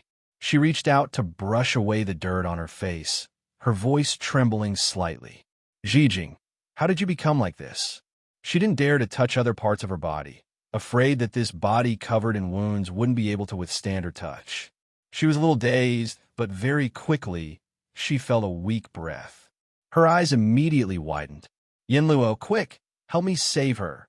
Cheng Yinluo had been scrutinizing Pang Zhijing the moment she entered the room.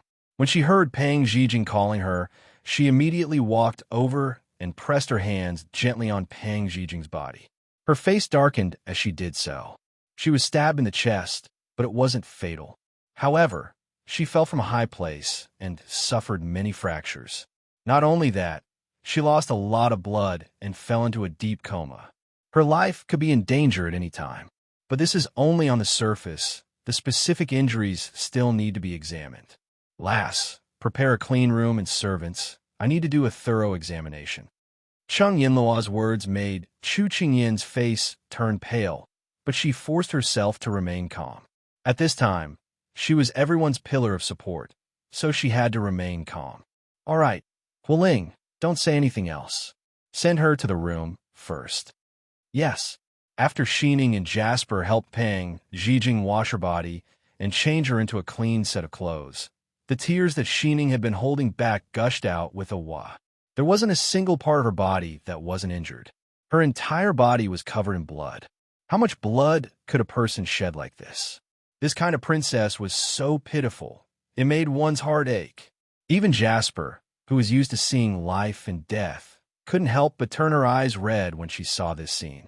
Chu Qingyan stood in front of the bed and looked at the person who was as pale as a sheet of paper. Her whole heart felt like it was being squeezed by someone's hand. It was so uncomfortable that she could not breathe. The person who stood in front of her and laughed happily was now lying motionless in front of her, covered in wounds.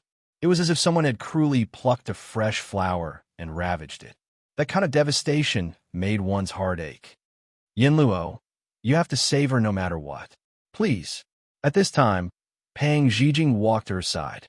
She grabbed her hand and begged with red eyes. Apart from the people around her, it was rare to see the little lass in such a sorrowful state. Cheng Yinluo couldn't help but turn to look at the person on the bed. Then, she looked at her again and said, "All right, I'll do my best." Actually, she wasn't very confident. This kind of injury was too serious, so serious that she might not be able to make it through the night. But she couldn't bear to see the little girl so sad, so she tried her best. "Thank you, Yinluo." Chu Qingyan held her hand tightly. Cheng Yinluo patted her hand and said, Don't say so much. You all go out. Jasper and Sheening stay to help me. Knowing that she needed absolute silence to treat her injury, she didn't dare to delay and immediately left with the others. As soon as she went out, she saw Huling standing by the pillar with his head bowed, looking upset and remorseful. Hearing the sound of the door closing, Huling raised his head and said, "Little princess consort." Chu Qingyan had already restrained the grief on her face and walked towards Huling. "Huling, don't blame yourself. Whatever happened, it wasn't what we wanted to see. Tell me, what exactly happened?" Huling felt the warmth and encouragement in the little princess's eyes, and his eyes stung. He then told her everything that happened, no matter how big or small. "At that time, we went to pick up the princess according to plan. But for some reason, the princess suddenly said that she had something to deal with and asked us to wait for her outside the city. Looking at her appearance, she was very anxious, so this subordinate lent her a horse. But after thinking about it, he was very worried. After the others drove the carriage to the relay station, he ordered them to wait outside the city. He followed the direction Pang Zhijing left in to find her. First, he wanted to protect her, and second, he wanted to prevent her from getting lost. However, he didn't expect Pang Zhijing to go to Fengtai Mountain. That place was some distance away from the capital. He was puzzled, but he immediately rushed over. But when he arrived, he happened to see a group of people impersonating Xiao, like cavalry, fighting with a group of people. He was very shocked. At this time, there were actually people who dared to impersonate them to do evil. When he recognized that the people who were stopped were Li Weiyuan and his group, he was even more shocked.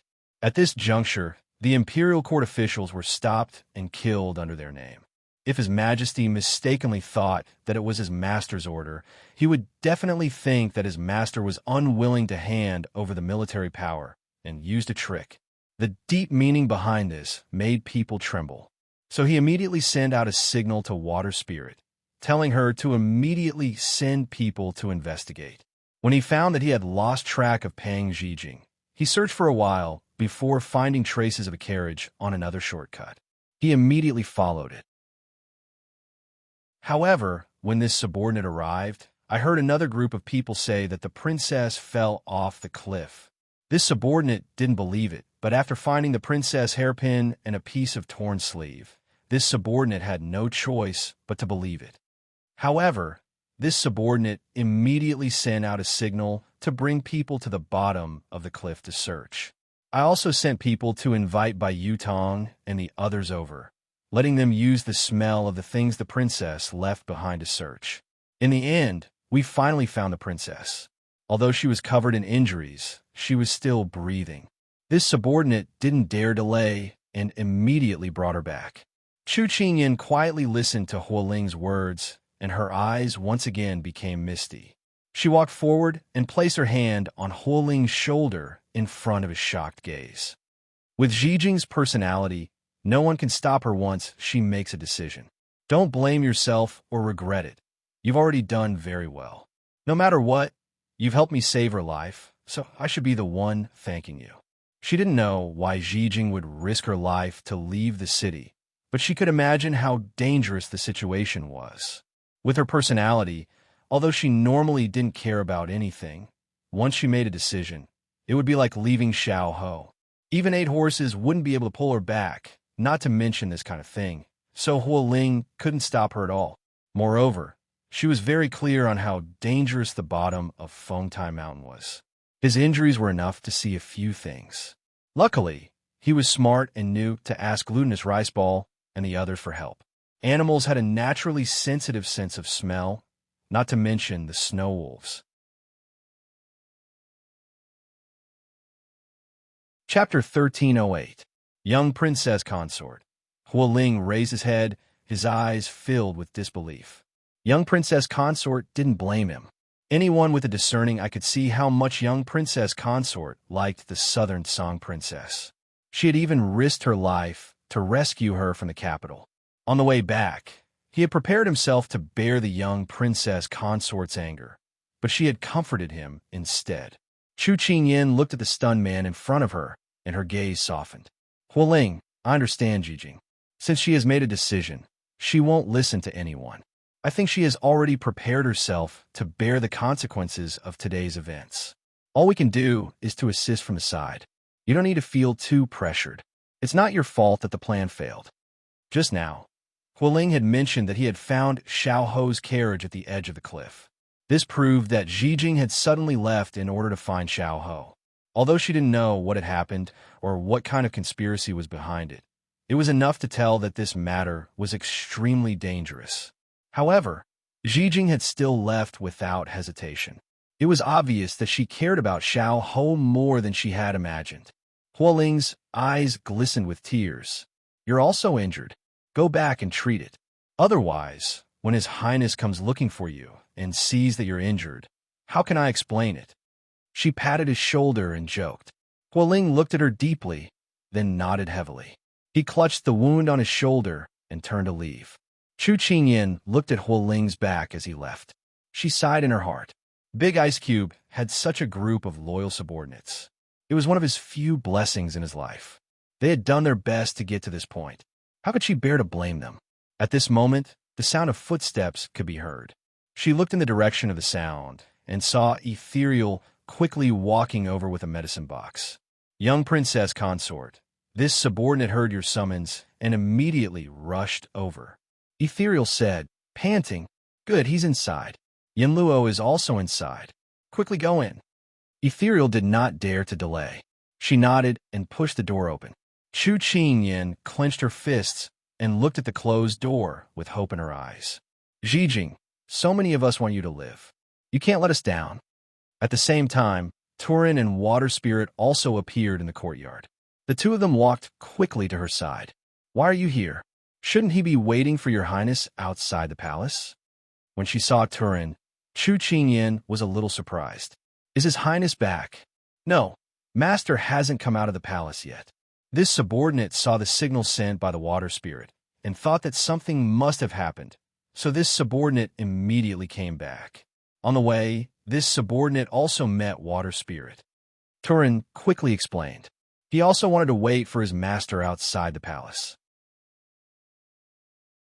As a secret guard, he had always been by his master's side. However, because his master had ordered him to ensure the young princess consort's safety if anything happened, he immediately rushed back when he saw the signal. But don't worry, young princess consort. This subordinate left a portion of the secret guards outside the palace. Seeing the young princess frown and worry in her eyes, Turin added this sentence. Chu Qingyan sighed softly in her heart. Couldn't the big ice cube be more considerate of her? She was in the prince's residence and had so many people protecting her. What did he have to worry about? Although this was what she thought, they were already here. She could not say anything. Thus, she turned to the two of them and said, all right, there are too many people here. Let's go to the study. Turin and Water Spirit nodded and followed her to the study. After the study's door was closed, Chu Qingyan sat down at the head of the table. She looked up at Water Spirit with a stern gaze. I have heard the general situation from the Fire Spirit, but what is going on? Why would someone impersonate the Xiao Lai cavalry to assassinate General Li? Water Spirit stood up with a serious expression. Young princess consort, after receiving the report from the Fire Spirit, this subordinate sent the elite of the Pigeon Feather Cavalry to Fengtime Mountain to investigate. We found that those impersonators were not there to assassinate General Li. Their target was the third prince, Prince Yi. However, General Li returned to the capital, so General Li's men helped the third prince to fight against the enemy. This created a misunderstanding that the person they were targeting was General Li, but it was actually Prince Yi. At this point, Chu Qingyan finally understood why Zhijing had suddenly left the city. She must have known that Prince Yi was in danger.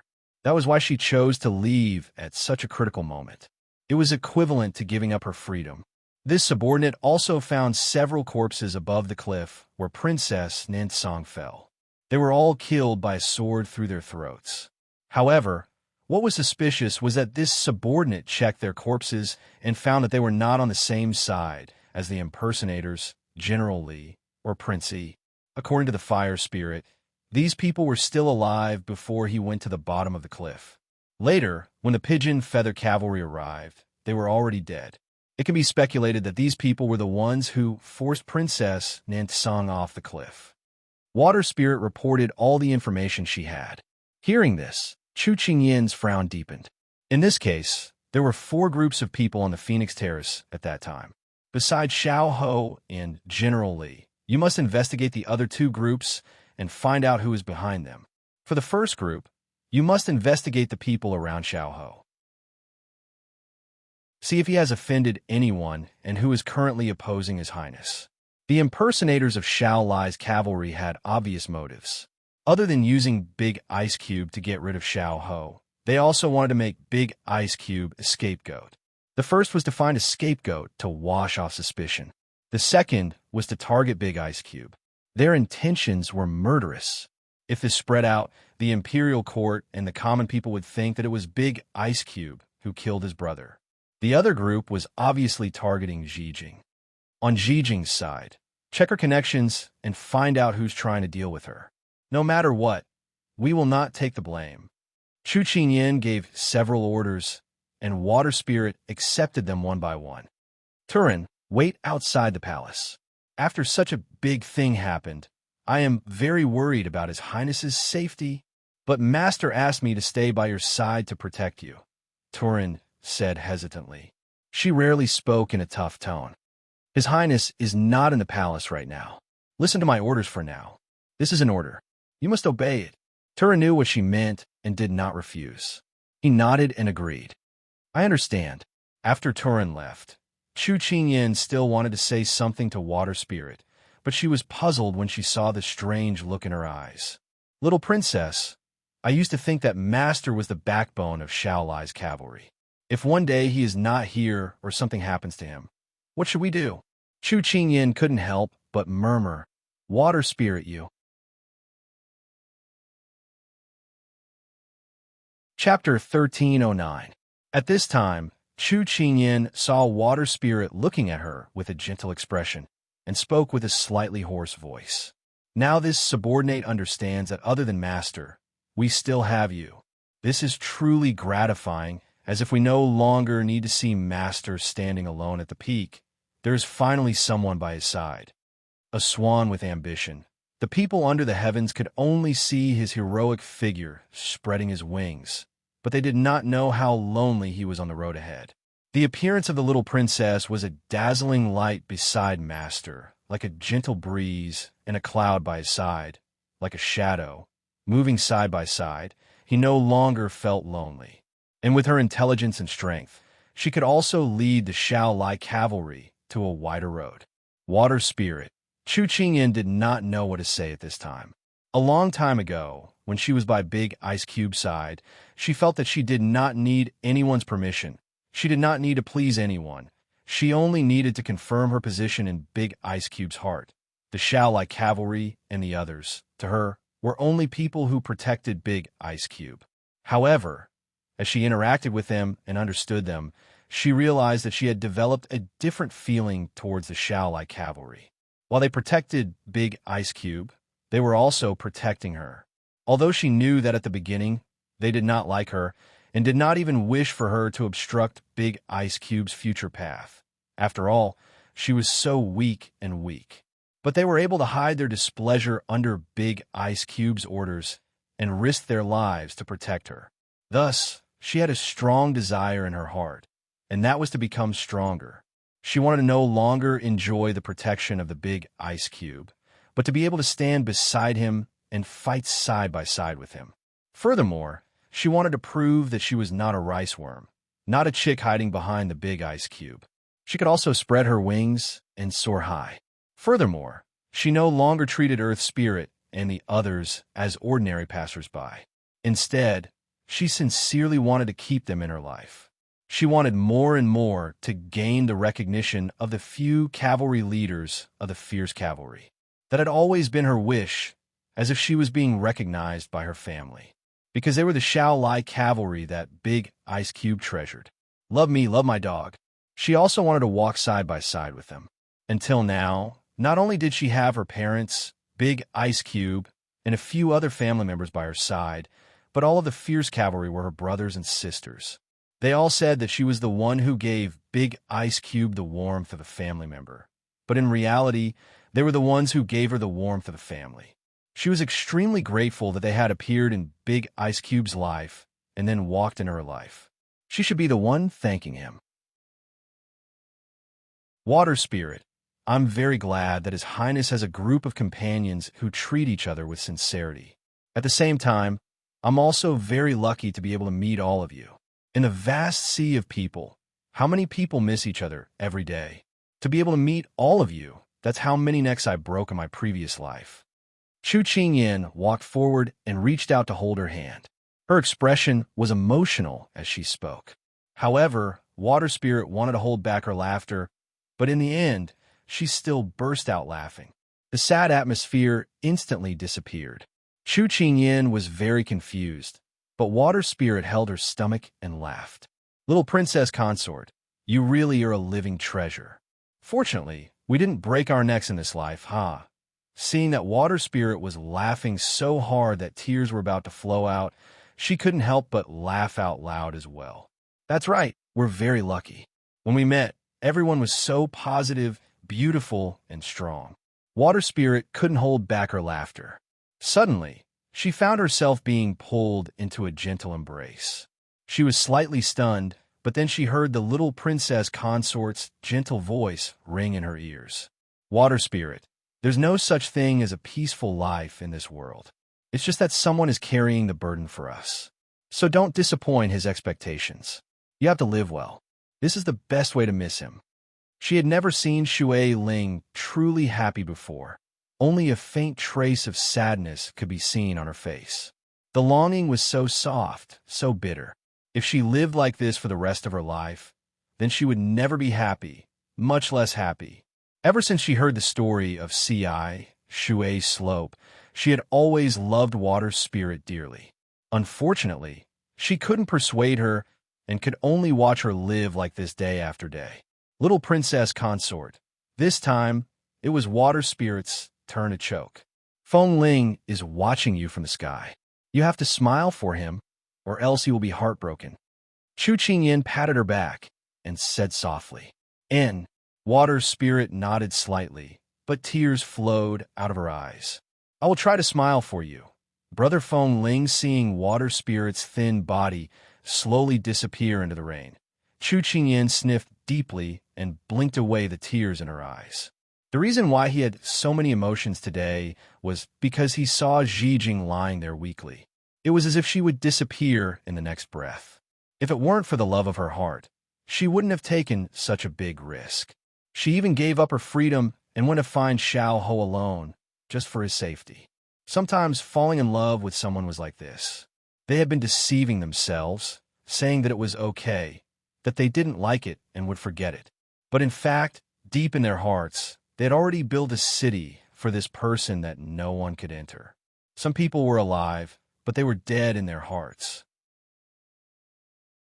They died in that city. Some people were dead, but they were alive in their hearts. They were alive in that city. The former was because there was no greater sorrow than the death of the heart. If you don't have the heart, I won't bother you. The latter was because they couldn't walk out of that empty city. They didn't believe that they were dead. And Water Spirit was the latter. She hoped that everyone could be safe and happy, that lovers could be together, and that they wouldn't have to experience life and death. She also hoped that such a kind girl would be able to redeem herself and stop being trapped. Her hands grasped the edge of the table. She gripped it so hard that her fingertips slowly turned white. After coming to this time and space, she had experienced so many life and death situations. Sadly, she found that people were so humble and small in the hands of fate. Fate had the power to control the clouds and rain. It could easily play with people in the palm of its hand. If one wanted to fight against fate and against the heavens, they would have to pay a great price. As for herself, she was not willing to sacrifice anything. Everyone was a part of her life that she could not lose. She suddenly felt boundless sorrow. The only thing she could do now was to rely on her own strength to do her best to protect them. She let go of her hands and tidied up her clothes. The sorrow on her face slowly faded away. If it was necessary, She didn't mind putting on a battle suit and fighting for the people she cared about. As she walked back to the courtyard, Xining was looking for her. Her eyes lit up when she saw her. "Master, Miss Yin Luo wants to see you." Chu Qingyin's heart trembled.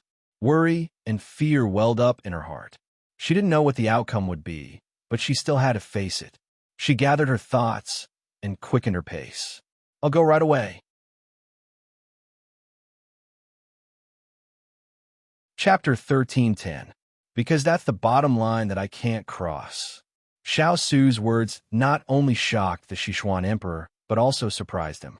He didn't expect that over the past 10 years, no matter what methods he used to probe and force him, he would never resist him so strongly. Now, he was even willing to give up his status for Chu Qingyun. At this moment, the Sichuan emperor felt that he needed to reevaluate Chu Qingyun. He originally thought that she was just a beautiful and clever girl, but he didn't expect that she could make Xiao Su go to such lengths. That's right, a girl that could catch the eyes of both of his sons, no matter how ordinary she was, couldn't be ordinary. However, when the Sichuan emperor came to his senses, he felt as if he was inferior in front of his son. His authority had been challenged, and a wave of anger rose from his dantian. "Xiao Su, you're impudent." He was so angry that his chest heaved up and down. "How dare you speak to me like that? Imperial father, if this son had always been so obedient to your wishes, would you have given up on the thoughts of the people or objects around this son?" Xiao Su looked directly at the emperor in front of him as he slowly said this. This was a question that had been buried in his heart for countless years. He had always wanted to ask his father face to face. But after saying it, he laughed lowly and said in a mocking tone, "No, if I did, I wouldn't still be asking you for an answer. But in fact, you already have an answer, don't you? Imperial father, you didn't restrain yourself because of this, did you?" When he said the last sentence, Xiao Su raised his head and revealed a mocking expression. His son, who had always shown a cold face to others, not only showed his angry side in front of him, but also revealed such a disappointed heart. This was completely unexpected for the Sichuan emperor. Su'ai, he misspoke and didn't know what to say for a moment, because he couldn't refute Xiao Su's words. At this time, Xiao Su lifted the hem of his clothes and knelt down. His knees hit the ground with a frightening sound. But he didn't care at all. He looked up at the Sichuan emperor and spoke seriously and firmly. "Father, I beg you, as long as you don't touch iron this time, I am willing to give up my current status. No matter who you hand over the empire to in the future, I will not interfere. I only ask for peace with the person I love. Please grant my wish." He didn't ask for anything else. Imperial power, riches, and honor were nothing more than the smell of wine and meat. He never cared about them. If they wanted it, they could take it away at any time. He wouldn't have any complaints. However, if it was someone who hurt him, even if it was the heavens, he would stab it to the bottom. The Sichuan emperor stood up in shock. He looked at the pair of black eyes and felt incomparably shocked. Although he had weakened his power so many times in the dark, this was the first time he had done so openly. Although the two of them were still holding back, he believed that as long as they continued to talk, the two of them wouldn't be far from being frank. When that time came, they would really have a falling out and there would be no turning back. At this time, the Sichuan emperor couldn't help but think that the southern heavenly envoy was still in the country. If they fell out like this, when the time came, they would send their armies south again. At that time, no one would be able to stop their brave and skilled grassland warriors. He was afraid. "Father, let's not talk about this matter for now. Get up." The Sichuan emperor gave in. Now wasn't the time. He couldn't be too ruthless. Xiao Su still wanted to say something, but the Sichuan emperor waved his hand and dismissed him. "I have a headache right now. You can go back." Xiao Su saw that he didn't want to talk about it, so he got up without hesitation. After leaving the imperial study, he turned to look at the splendid plaque and clenched his fingers tightly. When he knelt just now, he had already made a decision. No matter what, he would take the little fellow back to Lian City tomorrow. After Xiao Su left, the Sichuan emperor sat on the dragon throne and recalled the words he had just said. His expression was very ugly. "Your Majesty, Consort, you has already sent people to the King of England's residence an hour ago. At this time, Eunuch Xiao came in to report.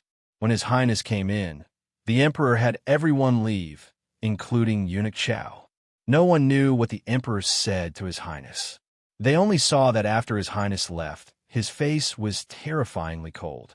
No one dared to come within 10 steps of him. They also didn't dare to go up and greet him. They just watched him disappear from sight. However, His Highness's body was even colder than when he left a few years ago, but his back was even straighter. Thinking about it, this was another conversation that ended on bad terms. Why did Consort you send people to the King of England's residence? The Sichuan Emperor was still immersed in the matter just now and asked casually. It seems that the fourth prince is unconscious, so Consort you sent people to bring Miss Chu into the palace. After Eunuch Xiao finished speaking, he immediately lowered his eyes. His brother-in-law's condition would only improve after seeing his future sister-in-law. If this spread out, His Royal Highness's face would not look good. The Sichuan Emperor immediately understood the twists and turns in the story. His face darkened. He had just promised Xiao Su that he wouldn't touch Chu Qingyan for the time being. At this time, Consort you did this to him. If Xiao Su couldn't find her and thought that he was going back on his word, wouldn't that annoy him? Summon Consort you for me. The Sichuan Emperor held his forehead, feeling a headache coming on. At this time, a voice sounded. Your Majesty, there's no need to summon me. This concubine is already here. At this time, Chu Qingyan had already arrived at the courtyard. Her hands were on the doorknob, but she hesitated and didn't dare to open it. Little girl, you're here? Come in. Cheng Yinluo's tired voice came through the crack in the door. Chu Qingyan didn't hesitate and opened the door. The smell of blood in the room was slowly dispersed by the wind. How is it? She quickly walked over. At this time, Cheng Yinluo and Ethereal looked at each other. In the end, Ethereal said, Young Princess Consort, you have to be mentally prepared. The patient's condition is very bad. Chu Qingyan forced herself to calm down. She nodded. I know. Now, tell me the results of the diagnosis. Cheng Yinluo put down the silver needles in her hand and walked up to her. Like I said before, the wound on her chest isn't life-threatening. I've checked her limbs, and they're basically broken. However, they could be reattached. Compared to other injuries, this isn't a problem. The only problem is that she fell from a high place and hit a hard object. Then, she fell hard on the ground, causing her internal organs to suffer severe internal injuries. This is going to be very tricky. This is very serious. Chu Qingyan trembled with fear. Finally, she couldn't help but grab Cheng Yinluo's hand and ask anxiously, What do you mean by very serious? Can it be cured? Young Princess Consort, even if we cure her internal injuries, I'm afraid she won't live for more than half a month. Ethereal whispered from the side. Chapter 13:11. Why? What do you mean by curing her internal injuries? She won't live for more than half a month? Chu Qingyan's body swayed. She felt that she couldn't understand her words either. Seeing her like this, Cheng Yinluo didn't feel good either. She asked, Is this the friend you said you wanted me to treat? Chu Qingyan nodded immediately. Is there a problem? Yinluo wasn't the kind of person who would speak nonsense at critical moments. She must have her reasons. Only to hear her good friend sigh softly before looking at her. This young lady has been inflicted with a slow-acting poison called the life-severing poison. Today, she was severely injured and her internal organs were damaged, causing the poison in her body to spread uncontrollably. Within half a month, the poison will definitely act up and she will die if she is not treated. This is why Murong said that she could only be saved for a short while. Ethereal continued. Moreover, once the life-severing poison acts up, it will be extremely torturous. She won't be able to live nor die. We just discussed that instead of letting her suffer the pain of her internal injuries, the torture before the poison acts up, and the pain when the poison acts up, why don't we end her now? Because when the time comes, even the young princess consort won't be able to bear to see her in such agony. Chu Qingyan couldn't help but take a step back. When it rains, it pours. This was exactly what they meant. God just loved to set up a series of traps for them. Just when you thought you had successfully escaped, you were actually stepping into a new vortex. God would never stop telling you that what was in front of you was not a path, but a challenge. You would have to experience even more pain. She turned around and slowly walked towards the dying person lying on the bed. Although her entire body had been cleaned and her face was pure, she was like a fragile doll, fragile yet lovable. Fate was so unfair. Good people didn't have peace, but scourges lived for 1,000 years. She reached out to hold Pang Zhijing's hand and slowly closed her eyes. Her eyes were moist. Back then, this girl had told her that she wanted freedom. She wanted to breathe fresh air under the blue sky. She had asked her to help her leave this place. But now, she was lying here as if she had lost her soul. She was quiet and in pain. No, they shouldn't bow down to fate, not fight back, and passively accept such a cruel ending. Chu Qingyin immediately turned around and grabbed Cheng Yinluo's hand. She pleaded, "Yinluo, is there any other way? Please, you have to save her. She's still so young and hasn't enjoyed her freedom. She hasn't confessed her feelings to the person she loves. How can she surrender to fate? How can you just accept your fate like this?" Cheng Yinluo held her hand and pursed her lips. Finally, she made up her mind and said, "Little girl, don't be sad. We do have a plan, but we can't guarantee that it'll work. Or rather, we don't even have a 10% chance of success. Can't even guarantee 10%? However, Chu Qingyin seemed to be grasping at the last straw. She asked anxiously, "What is it?" "Murong and I can't detoxify this poison, but we want to ask my father for help. He knows a lot about poisons in the world. Maybe he knows how to detoxify this poison. But the problem is, it's at least half a month's journey from here to my father's place. I'm afraid that we won't be able to make it in time. Or even if we do, my father won't be able to do anything about it."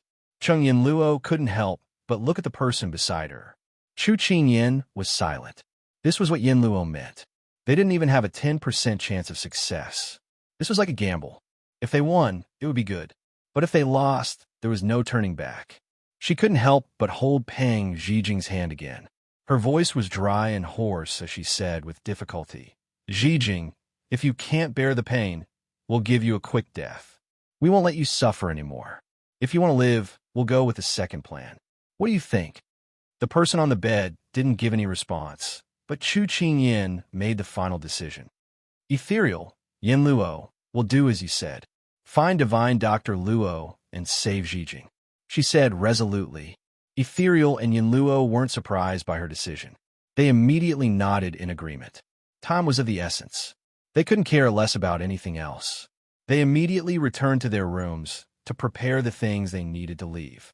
Xining also went downstairs to instruct the butler to prepare the horses, dry rations, and other things. At this moment, the room became silent. Chu Qingyin held Zhijing's hand tightly. She knew that Zhijing wanted to live. Just now, Zhijing had struggled in her hand, as if she was struggling to take a step into the gates of hell. "Please, I want to live.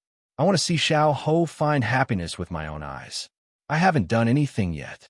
I can't just die like this." Chu Qingyin rested her forehead against Pang Zhijing's. She said in a soft and firm voice, "Don't worry. We'll bring you back safely." Her voice was so gentle that it could drip water. But she closed her eyes. Tears welled up in the corners of her eyes. At this moment, Consort Yu had already walked into the imperial study. She calmly faced Sichuan Emperor's gaze and bowed to him. Then she said, "Your Majesty, I know you want to ask me about the matter of secretly going to the King of England's residence to take Chu Qingyin away. Ran is unconscious. This concubine is truly afraid that he will continue to sleep like this.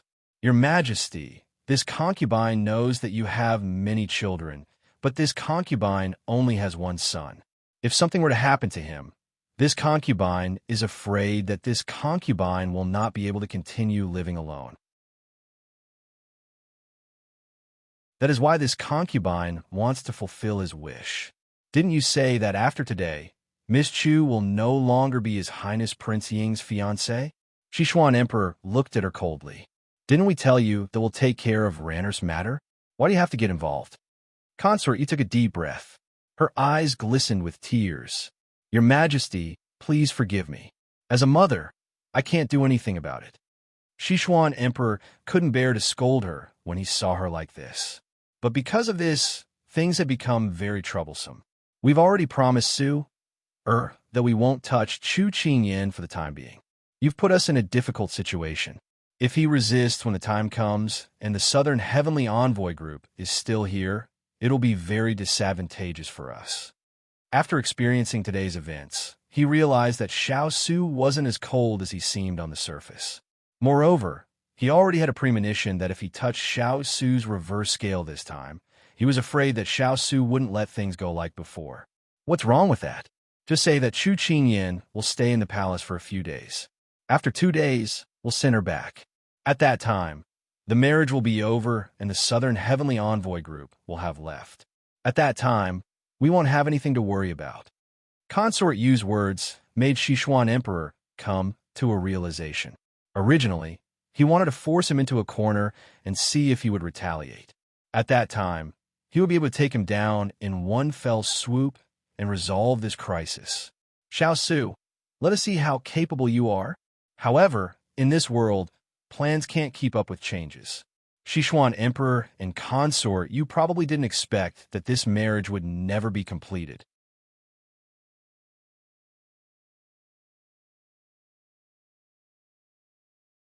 Chapter 13:12.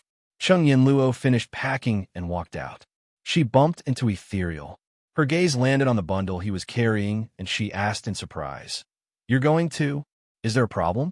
Ethereal walked up to her with the bundle in his hand and asked in confusion, "I can handle this alone.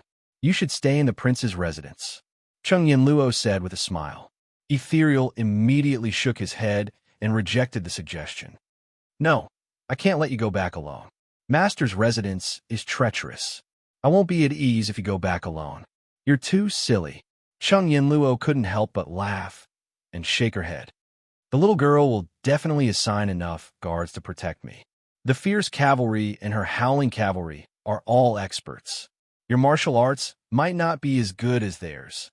I think it's more reliable for them to protect me than for you to protect me. Why do I feel like I'm being despised?" Ethereal couldn't help but complain to her. Seriously, ever since he recovered from his injuries, he would change his method whenever he couldn't win an argument.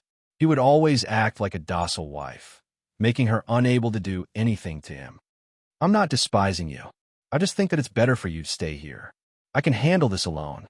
Cheng Yinluo flashed him a confident smile and comforted him. Ethereal's eyes instantly revealed a puzzled expression. He couldn't help but size her up. "Xiaoyan, why are you?" She knew what he wanted to say when she saw his expression. She took a step forward and reached out to hold his hand. Her face was bright and beautiful as she looked up at him with a gentle gaze. "Are you curious why I've changed my mind? I'm no longer like many years ago when I wanted to tie you to my side and never leave your side." Ethereal was speechless. How could he admit it? Cheng Yinluo couldn't help but chuckle when she saw his awkward expression. "Murong, people change. After so many years, we've been through so much together. Wouldn't it be a waste if I didn't gain anything?" Ethereal was slightly taken aback. "Xiaoyan," Cheng Yinluo interrupted him. "Don't say anything. Let me finish. Before I met you again, I admit that I couldn't understand you. What does the responsibility on your shoulders and the brothers in your heart have to do with me? Why did you risk your life to complete and protect them? You even left me alone in the sect for them." "Xiaoyan, I'm sorry." Ethereal couldn't help but apologize. Cheng Yinluo flashed a smile at him. "But after getting to know the little girl, the fire spirit Turin, and the others, we went through life and death together. Only then did I understand what responsibility is, what it means to do everything in my power to protect the peace and tranquility. I also understand your dilemma, your fear, and your feelings. I feel that I'm very selfish. I only have feelings for love in my eyes, and I'm too greedy. I only think of myself, and I'm insensible enough to force you to choose between me and them. I've always thought that when two people are in love, they should have no distractions and shouldn't have any other ties. Actually, I was wrong. When you love someone, You should be his strong support and let him do what he wants without any distractions, instead of being his tie. It's because of this that you and I missed so many years. If I had thought it through earlier, perhaps we could have had more beautiful memories instead of regretting each other's absence. At this point, she hid the remorse in her eyes and looked at Ethereal's slightly trembling eyes. She smiled and said, Morong, I've learned a lot from you. I won't interfere with the righteousness in your heart anymore. I won't be so selfish as to tie you to me. I'll be your strongest support, so you can rest assured and carry out your mission. I only want you to be safe. When she finished her last sentence, Kongling reached out and pulled her into his arms. Xiaoyan, do you know? I've never been so happy before. Thank you. Thank you for your understanding. In this life, I, Murongju, am so lucky to be able to go to the end of our lives hand in hand with you. He hugged her tightly, and his heart felt as if it was surrounded by a warm current. For a moment, he was so moved that he couldn't say anything. Fool! Cheng Yin Luo scolded him, but her throat was so hoarse that she couldn't say another word. Let time stop at this moment and embrace eternity without separation. Originally, she didn't intend to say these words to him, but a lifetime was so long. She couldn't let him live in guilt and self-blame all the time. Could she? That was why she told him the truth when she left this time. She didn't want him to be in a dilemma between her and his responsibilities, unable to advance or retreat. The little girl was right. If you truly love someone, it wasn't to restrain them, but to let them spread their wings and soar with peace of mind. Morong, I don't want to be a tie that binds you. I want to be a companion by your side. Two figures stood in the hallway. Chu Qingyin looked indifferently at the scene of rain flowing down from the eaves. Suddenly, she spoke. Jasper, why do you think there's been endless rain these days? Perhaps it's because the clouds bear too much resentment, so there's endless tears. Hearing this, she turned to look at Jasper. When she spoke, she smiled and said, When did our black-bellied and aloof Jasper become so artistic? This isn't like you. This servant is speaking on behalf of Master. Your sorrowful mood today is too heavy. Jasper replied without thinking. Today, Master had experienced great joy, great pain, and great sorrow. Just now, when she stood under the eaves, her entire person seemed to be one with heaven and earth. She couldn't help but feel a little distressed. She wondered if His Highness would feel even more distressed if he saw Master like this. Is that so? Life is always smooth sailing. There are often small storms, but it's normal to have big storms occasionally, she replied softly. Her gaze fell on the dark clouds that showed no signs of dissipating. She muttered in her heart, Why isn't the big ice block back yet? She wanted to throw herself into his arms and vent all the sadness and sadness of today. Master, Miss Yin Luo, and Lord Ethereal are here. Jasper reminded her. Chu Qingyin turned around and saw the two beauties walking over hand in hand. She couldn't help but smile. Little girl, I have to set off tonight. I found a shortcut on the map just now. This way, we can shorten the journey time. Even if it's only a day, it's still precious. Cheng Yin Luo went straight to the point. She couldn't help but worry. Won't the journey be bumpy? Won't it be bad for her injuries? Most shortcuts were mountain roads with strange rocks. It was precisely because it was close that it was difficult to travel. For someone like her who has one foot in the gates of hell, it can't be too bad. Cheng Yin Luo sighed. Chu Qingyin felt a slight pain in her eyes. All right, then I'll leave her in your care. Please be sure to save her. I'll do my best, Cheng Yin Luo replied with a straight face. Okay, wait a minute. She has someone she loves deeply. Should I tell him about this?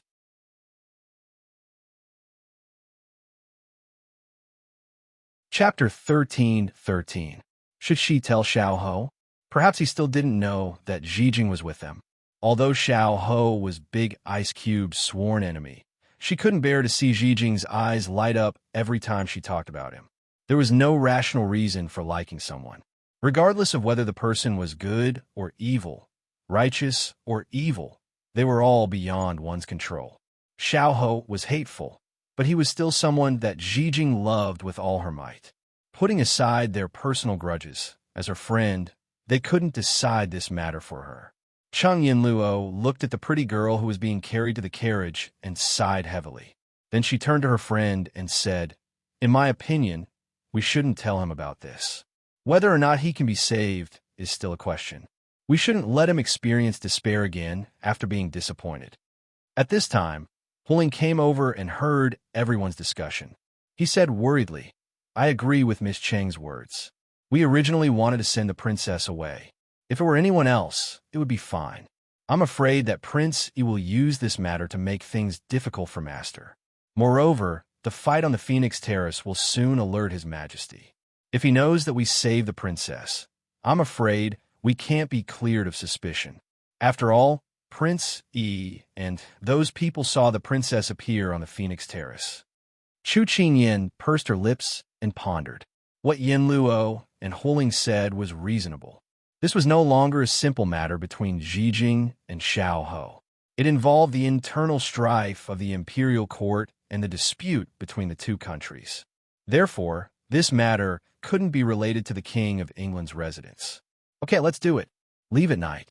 Xiao Qi will open a path for you and protect you." Chu Qingyan made a prompt decision. She called out Shuji and the others and gave them a task. After everything was settled, she turned around and grabbed her friend's hand. She said apologetically, "Yinluo, I'm really sorry. You've just returned, and I already have a favor to ask of you. It wasn't easy for the two of you to be together, but now you're separated. Don't be silly. Isn't that what friends are like? Wait for me to come back. Little girl, take care." Chung Yinluo reached out and hugged her. Then she turned and left resolutely, afraid that she would be reluctant to leave. Ethereal followed her and saw her to the door. Looking at the two of them leaving together, Chu Qingyan felt both guilty and touched. Fortunately, she had so many good friends by her side. When they encountered difficulties and thorns, they could hold hands and overcome them together. "Little princess consort, please don't be sad. There's still things waiting for you to deal with." Huling stood on the side and comforted her. Only then did Chu Qingyan remember that there was still a big mess waiting for her to clean up. The emotions on her face were instantly wiped clean. "Do you know where Xiao Ho is now? I heard that he was taken away by Li Weiyuan. At that time, he was already heavily injured and unconscious." Huling reported honestly. Hearing this, she pondered for a moment and said, "The substitute that we prepared before is still in use. Do you know how to deal with it?" This subordinate understands. Huling understood. "Good. Do your best to conceal it. Don't let anyone find out, especially Xiao Ho." Chu Qingyan's tone was cold and solemn. At that time, it was that girl, Zhijing, who had decided to leave. Now that she was heavily injured and unconscious, she couldn't make any decisions for her. Everything would be carried out according to the original plan. If Zhijing could escape this disaster, then it would be up to her to decide whether or not to tell Xiao Ho. Now, as she wished, she would first help her break free from the shackles of the Southern Song Princess. Now, pay close attention to Xiao Ho and Li Weiyuan's movements. Cooperate with Water Spirit to investigate the fake Xiao Lai cavalry and the assassin who tried to assassinate Zhijing. Chu Qingyan gave a series of orders. Huling nodded and noted them down. Just as she finished giving orders, she heard a familiar voice. "Qingyan, Iron Rooster and I are here to see you." The voice arrived before the person arrived. Chu Qingyan turned and saw Hua Xiao making a fuss. She couldn't help but raise her eyebrows. "Didn't you just leave at noon? Why are you here again?" When Hua Xiao heard this, she immediately pursed her lips and looked at the person behind her. "Iron Rooster, they don't welcome us. My heart hurts. Let's go back." When Chu Qingyan heard this, she and Lin Fengyi looked at each other and smiled. This clown really didn't know what to do with her. Lin Fengyi patted her head and said, "Don't throw a tantrum. I'll cook with you when we get back." Hua Xiao was so happy with just one sentence. She even showed off to her good friend. "Look, my Iron Rooster is so considerate." Chu Qingyan couldn't help but shake her head and laugh. Hey, don't burn the bridge after crossing the river. Think about who was the one crying and looking for me this morning. Do you want me to reveal to Sir Lin what you said? Qingyan Hua Xiao stomped her feet in anger. She had almost forgotten that her good friend was a fox in rabbit skin. She was very cunning, and she actually dared to provoke her. She was simply too masochistic. Is there something I don't know? Lin Fengyi looked curiously at the two. At this time, Hua Xiao immediately winked at her good friend, telling her not to reveal what she had said this morning. Otherwise, she wouldn't be able to go back today. When Chu Qingyan received her request, she snorted. When she saw her begging with her eyes, she finally cleared her throat and said, "It's nothing. Just a girl's private conversation." Lin Fengyi laughed and shook his head. It had to be about him, but now wasn't the time to discuss this. He first comforted the little rabbit beside him and then turned to face Chu Qingyan. His expression was serious as he said, "I came this time to find you." Hearing this, Chu Qingyan stilled. Does Sir Lin have something to say? Lin Fengyi nodded. Can we talk in private? Even though she didn't understand, she still nodded and extended her hand in invitation. Sir, please come with me to the study. All right. But at this time, the steward quickly walked over in the rain. Wang Fei, someone from the palace has come and wants to see you. Chu Qingyan stopped in her tracks, her eyes flickering with uncertainty. The big ice cube had just been summoned to the palace by Sichuan Emperor a few hours ago and had not yet returned. Now, someone from the palace had come to summon her. What was going on? After the big ice cube left, her heart had been in a state of unease. Now it was even stronger. Her expression was calm, as usual. She turned to look at the steward. Do you know who sent her? She was sent by consort Yu Yang. She's called Jiang Mama, the steward replied. It was consort Yu? Speaking of which, she didn't have any interactions with this consort of Sichuan Emperor. Why did she choose to invite her to the palace at this time? She turned to look at Lin Fengyi, who had a serious expression on his face. She rolled her eyes and thought for a moment. Then, she made a prompt decision and said to the butler, "Tell her that I'll be there in a change of clothes. Serve her well and don't neglect the important guest." After the steward left, Chu Qingyan immediately said to Lin Fengyi, "Sir Lin, let's go to the study first." Lin Fengyi nodded, and the two immediately headed to the study. It seemed that the atmosphere wasn't right. At the side, Hua Xiuli didn't dare to be presumptuous and quietly followed.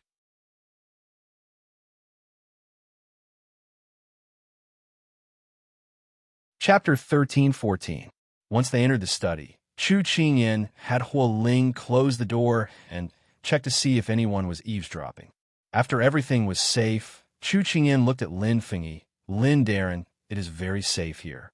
What do you want to say to Qingyan? You can say it now without worry. At the beginning, when he said he had something to talk to her about, her expression was very normal, as if she didn't feel anything. However, after the people from the palace came, he found that the emotions in her eyes kept changing. Without thinking, she arranged for Jiang Mama's people to rest and then used the excuse of changing clothes to invite him to the study. It was clear that she had already guessed the purpose of his visit to the Wang Fu. After analyzing Chu Qingyan, Lin Fengyi couldn't help but feel a trace of admiration for her. This girl was so young, but her thoughts were so meticulous. Just from the changes in his expression, she guessed his purpose. He couldn't help but have a whole new level of respect for her. No wonder she was the person chosen by Xiao Su. She had the qualifications and the courage. Good. Lin Fengyi nodded and didn't keep her in suspense. He said directly, "The reason I came to find you is because I received news that Xiao Su was summoned into the palace by Xiao Su today. Even though I don't know what His Majesty's intentions are, I thought of the matter of generally Wei Yuan entering the capital today and felt that it was a bit strange. If His Majesty plans to let you return to your fief, he would definitely summon Xiao Su into the palace to discuss the handover after generally meets with His Majesty. Therefore, the timing is a bit unclear." "You are right." Chu Qingyan nodded and felt that Lin Fengyi's words made sense. At this time, she finally found the reason for her unease. Happiness came too suddenly and made her dizzy. So the timing wasn't right. Even though she didn't react at the time, the big ice cube was smart and must have sensed something. She didn't know what kind of mood he was in when he left the Wang Fu today. I came to the Wang Fu because I wanted to wait for his safe return. If Xiao Su had returned now, then everything would be fine. However, there is still no sign of him. I am truly worried." When he said this, Lin Fengyi looked at Chu Qingyan with a slightly worried gaze. "However, I did not think that imperial concubine you would also send someone to find you. This is truly inconceivable. I am also very puzzled. I don't know if I am too sensitive, but I feel uneasy." She was silent for a while before looking at Lin Fengyi. "If I have to give a reason, it could be because of Xiao Ran. I haven't seen him in a while. How about you refuse to enter the palace this time, and find a reason to say that you are not feeling well, and wait for Xiao Su to return before making any plans?" Lin Fengyi also felt that the other's intentions were unclear.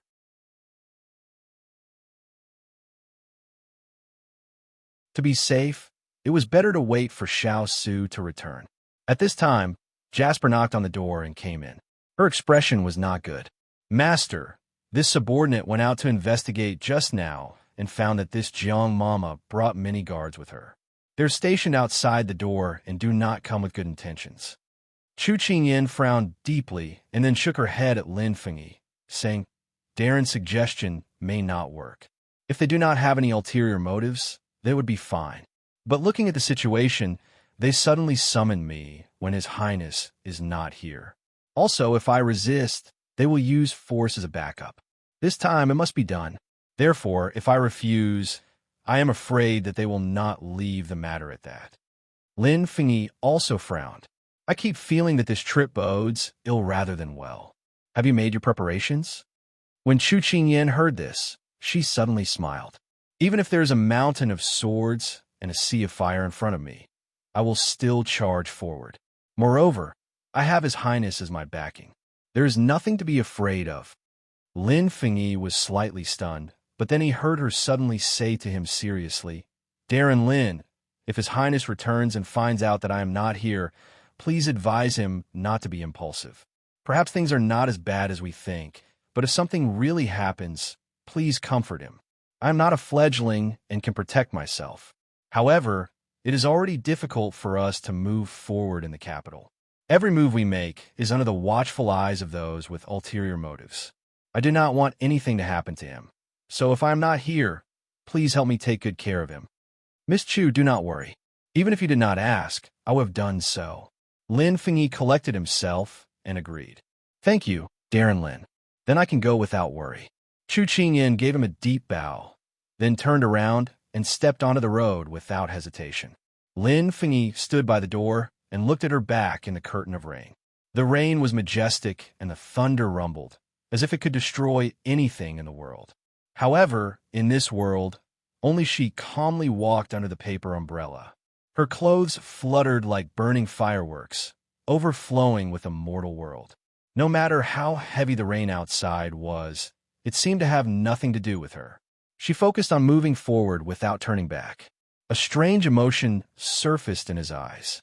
"Xiao Su, all the misfortune and suffering you have experienced in this life have been exchanged for a woman you love the most.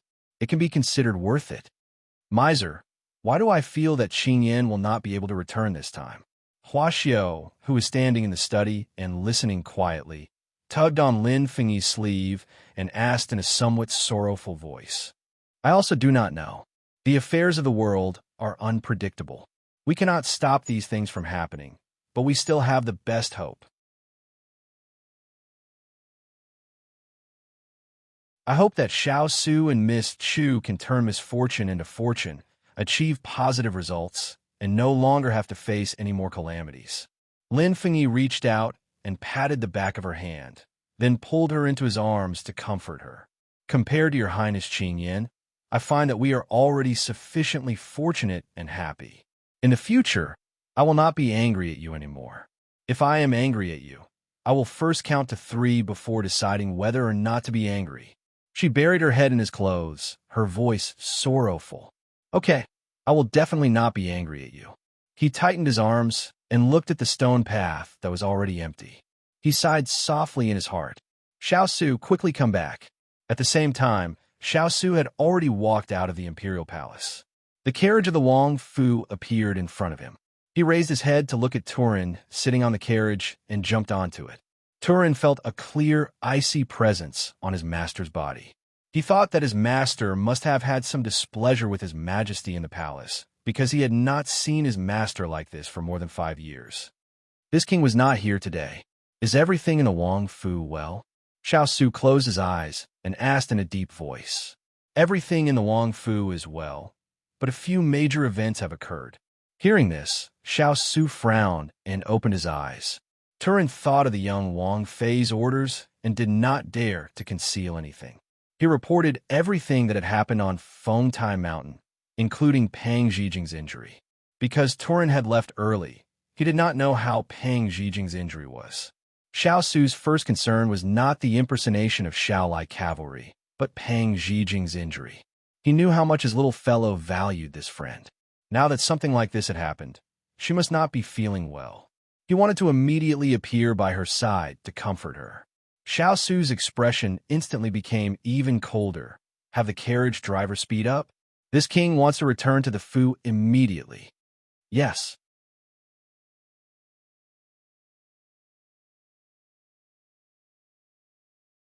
Chapter 13:15. Chu Qingyin stepped into the drawing room and saw Jiang Mama sitting inside. Her posture was arrogant and condescending. She put on a gentle smile and said to Jiang Mama, I've made Mama wait for a long time. Jiang Mama was an old person who had been in the palace for many years. When she saw Chu Qingyin leisurely walk over in a simple scarlet robe, she was still stunned. In terms of beauty, she was even more beautiful than Her Highness Consort Yu in her prime. In terms of temperament, she was even more dignified and elegant than Empress Liang. It was no wonder that the arrogant fourth prince was so infatuated with her. She indeed had the qualifications to be so. When she thought of the purpose of this trip, Jiang Mama put away the arrogant expression on her face and turned into a kind old woman. Not long, not long. This old one can understand that Miss needs time to dress up before going out. However, Miss isn't wearing any jewelry. Isn't it too plain? Chu Qingyin smiled indifferently. Qingyin is already used to dressing like this. Mama, please forgive me. Miss is too polite. Then let's go. Jiang Mama bent slightly and enthusiastically reached out to help her. However, Chu Qingyin tactfully declined. Many thanks, Mama. Qingyin should walk on her own. Good, good, good. Jiang Mama withdrew her hand and didn't feel embarrassed at all. She was still smiling. However, when she saw Jasper and Xining following behind Chu Qingyin, Jiang Mama's tone turned serious. Miss, my Highness has already prepared palace maids to serve you. There's no need for you to bring them from the prince's estate. There are so many nobles in the palace. If you don't understand the rules and offend them, then Miss will be put in a difficult position. These words were too dignified. Jasper and Xining's faces immediately darkened. However, Chu Qingyin still smiled gently. Then I'll listen to Mama. As she spoke, she turned around and said to the two unwilling servant girls with a gaze as calm as water, You two obediently stay in the manor and help me take good care of father and mother. When I return, don't cause any trouble. The last sentence was said with more force. When the two heard it, they lowered their heads. This servant understands. After giving her instructions, she walked out of the prince's mansion with Nanny Jiang. Seeing the magnificent carriage outside the Fu, as well as the guards holding weapons on both sides, she silently cursed in her heart. It seemed that this time, they were fully prepared to take her into the palace. She really didn't know what was waiting for her there. But thinking about it, it's quite exciting. Since I can't avoid it, then I'll go with you. After getting into the carriage, Chu Qingyin sat on the couch. There were two servant girls on each side of her. It looked like they were serving her, but they were actually monitoring her. She could feel that their breathing was long, which was a characteristic of martial artists. She rested her chin on her hand and chuckled softly. So he was afraid that she would run away midway. He really thought too much. When the carriage started to move, she stretched out her hand to lift the curtain. Her gaze pierced through the rain to look at the majestic manor door. Her heart suddenly felt empty, as if something was slowly draining away. Why did she feel that she might not be able to come back? She lowered her eyes and finally slowly let go. Here were the family she protected and the friend she loved. She definitely wouldn't let anyone hurt them. No matter what this trip was, she must come back. This was her and Big Ice Cube's home. How could she not return home? Dark clouds covered the sky, and strong winds blew. Every household had their doors and windows tightly shut, afraid that they would be affected by this storm. No one noticed that the imperial procession stopped at the entrance of the prince's mansion, and no one noticed when it left. Everything happened in the darkness without a sound. The horse's hooves stepped on the puddles and splashed the water as it galloped on the ground. The carriage sped on the empty road. Xiao's expression was heavy and cold. His fingers were on the table, and no one knew what he was thinking. Turin stood guard at the side and didn't dare to disturb him. At this time, a pair of guards of honor came from the front. Because the road was wide and there were no pedestrians, the two sides each took one side and passed by each other through the curtain of rain. Xiao's eyes casually glanced at the carriage window.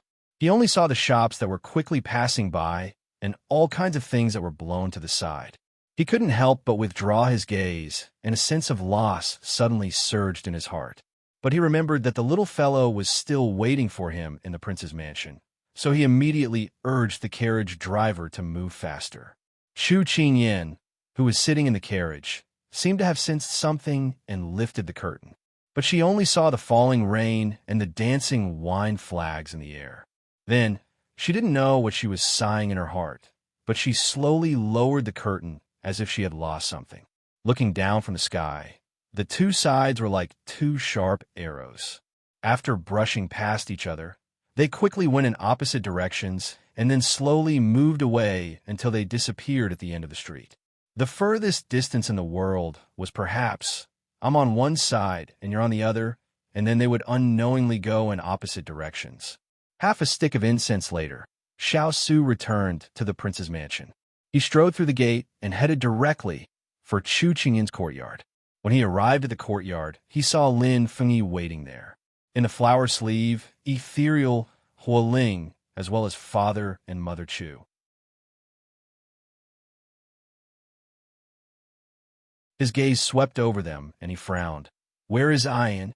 Huoling was about to speak when Father Chu jumped out from the side. Kai was taken away by a bad woman. "Quickly go and save Kai, Father's poor daughter." Saying this, Father Chu began to cry. Mother Chu quickly comforted him from the side. Xiao's face turned cold when he heard this. He turned to look at Huoling. "What is going on?" "Master, an hour ago, consort, you sent someone to summon the young princess consort into the palace. This subordinate doesn't know the reason either." Seeing that his master was angry, Huoling did not dare to delay and immediately replied concisely. Xiao could not help but recall what Imperial Father had said in the Imperial Study. His eyes narrowed. Could this be a plan to lure the tiger away from the mountain? Their true goal was to take away the little fellow? A raging fire surged out of his chest. Xiao turned to leave. When Turin, Huoling, and the others saw this, they immediately ran in front of him to block him. Huoling hastily asked, "Master, you aren't thinking of barging into the palace, right? You absolutely cannot do this." Xiao's face was as dark as the dark clouds in the sky. His cold eyes swept over the subordinates blocking him, and his voice was as cold as ice. "Move aside." Turin and Huoling were intimidated by the pressure coming from their master's body, but they still gritted their teeth to silently express their determination. "Very good." Xiao's expression was tense. He raised his hand and waved it at the two, shaking them away in the blink of an eye. There was no obstruction in front of him. Xiao immediately lifted his foot to leave. At this time, a voice came from behind him. "Xiao, Miss Chu said a few words before she left. Do you want to hear them?" Xiao instantly stopped in his tracks. Lin Fengyi looked at his proud back and gave a soft sigh. He slowly said, "She told me to tell you not to be impulsive when you return. Even if there is a mountain of blades and a sea of fire in front of you, she still has to charge in. Also, she has you as her backing, so there is nothing to be afraid of. So, with your current impulsiveness, do you still want to enter the palace?" Xiao was slightly stunned. Then he slowly lowered his eyes, hiding the emotions in his eyes. I just left for a while and didn't see you when I returned. So losing someone could be this fast. Without you, the Wong Fu is just a pile of broken walls. You're tuning into the Romance Rendezvous YouTube channel. We're so grateful for your support, and don't forget to subscribe to join us on this incredible journey through captivating stories. Your generosity through donations truly makes a world of difference, as it's the primary source of revenue that allows me to expand and enhance this channel for you. Thank you from the bottom of my heart for being a part of this adventure.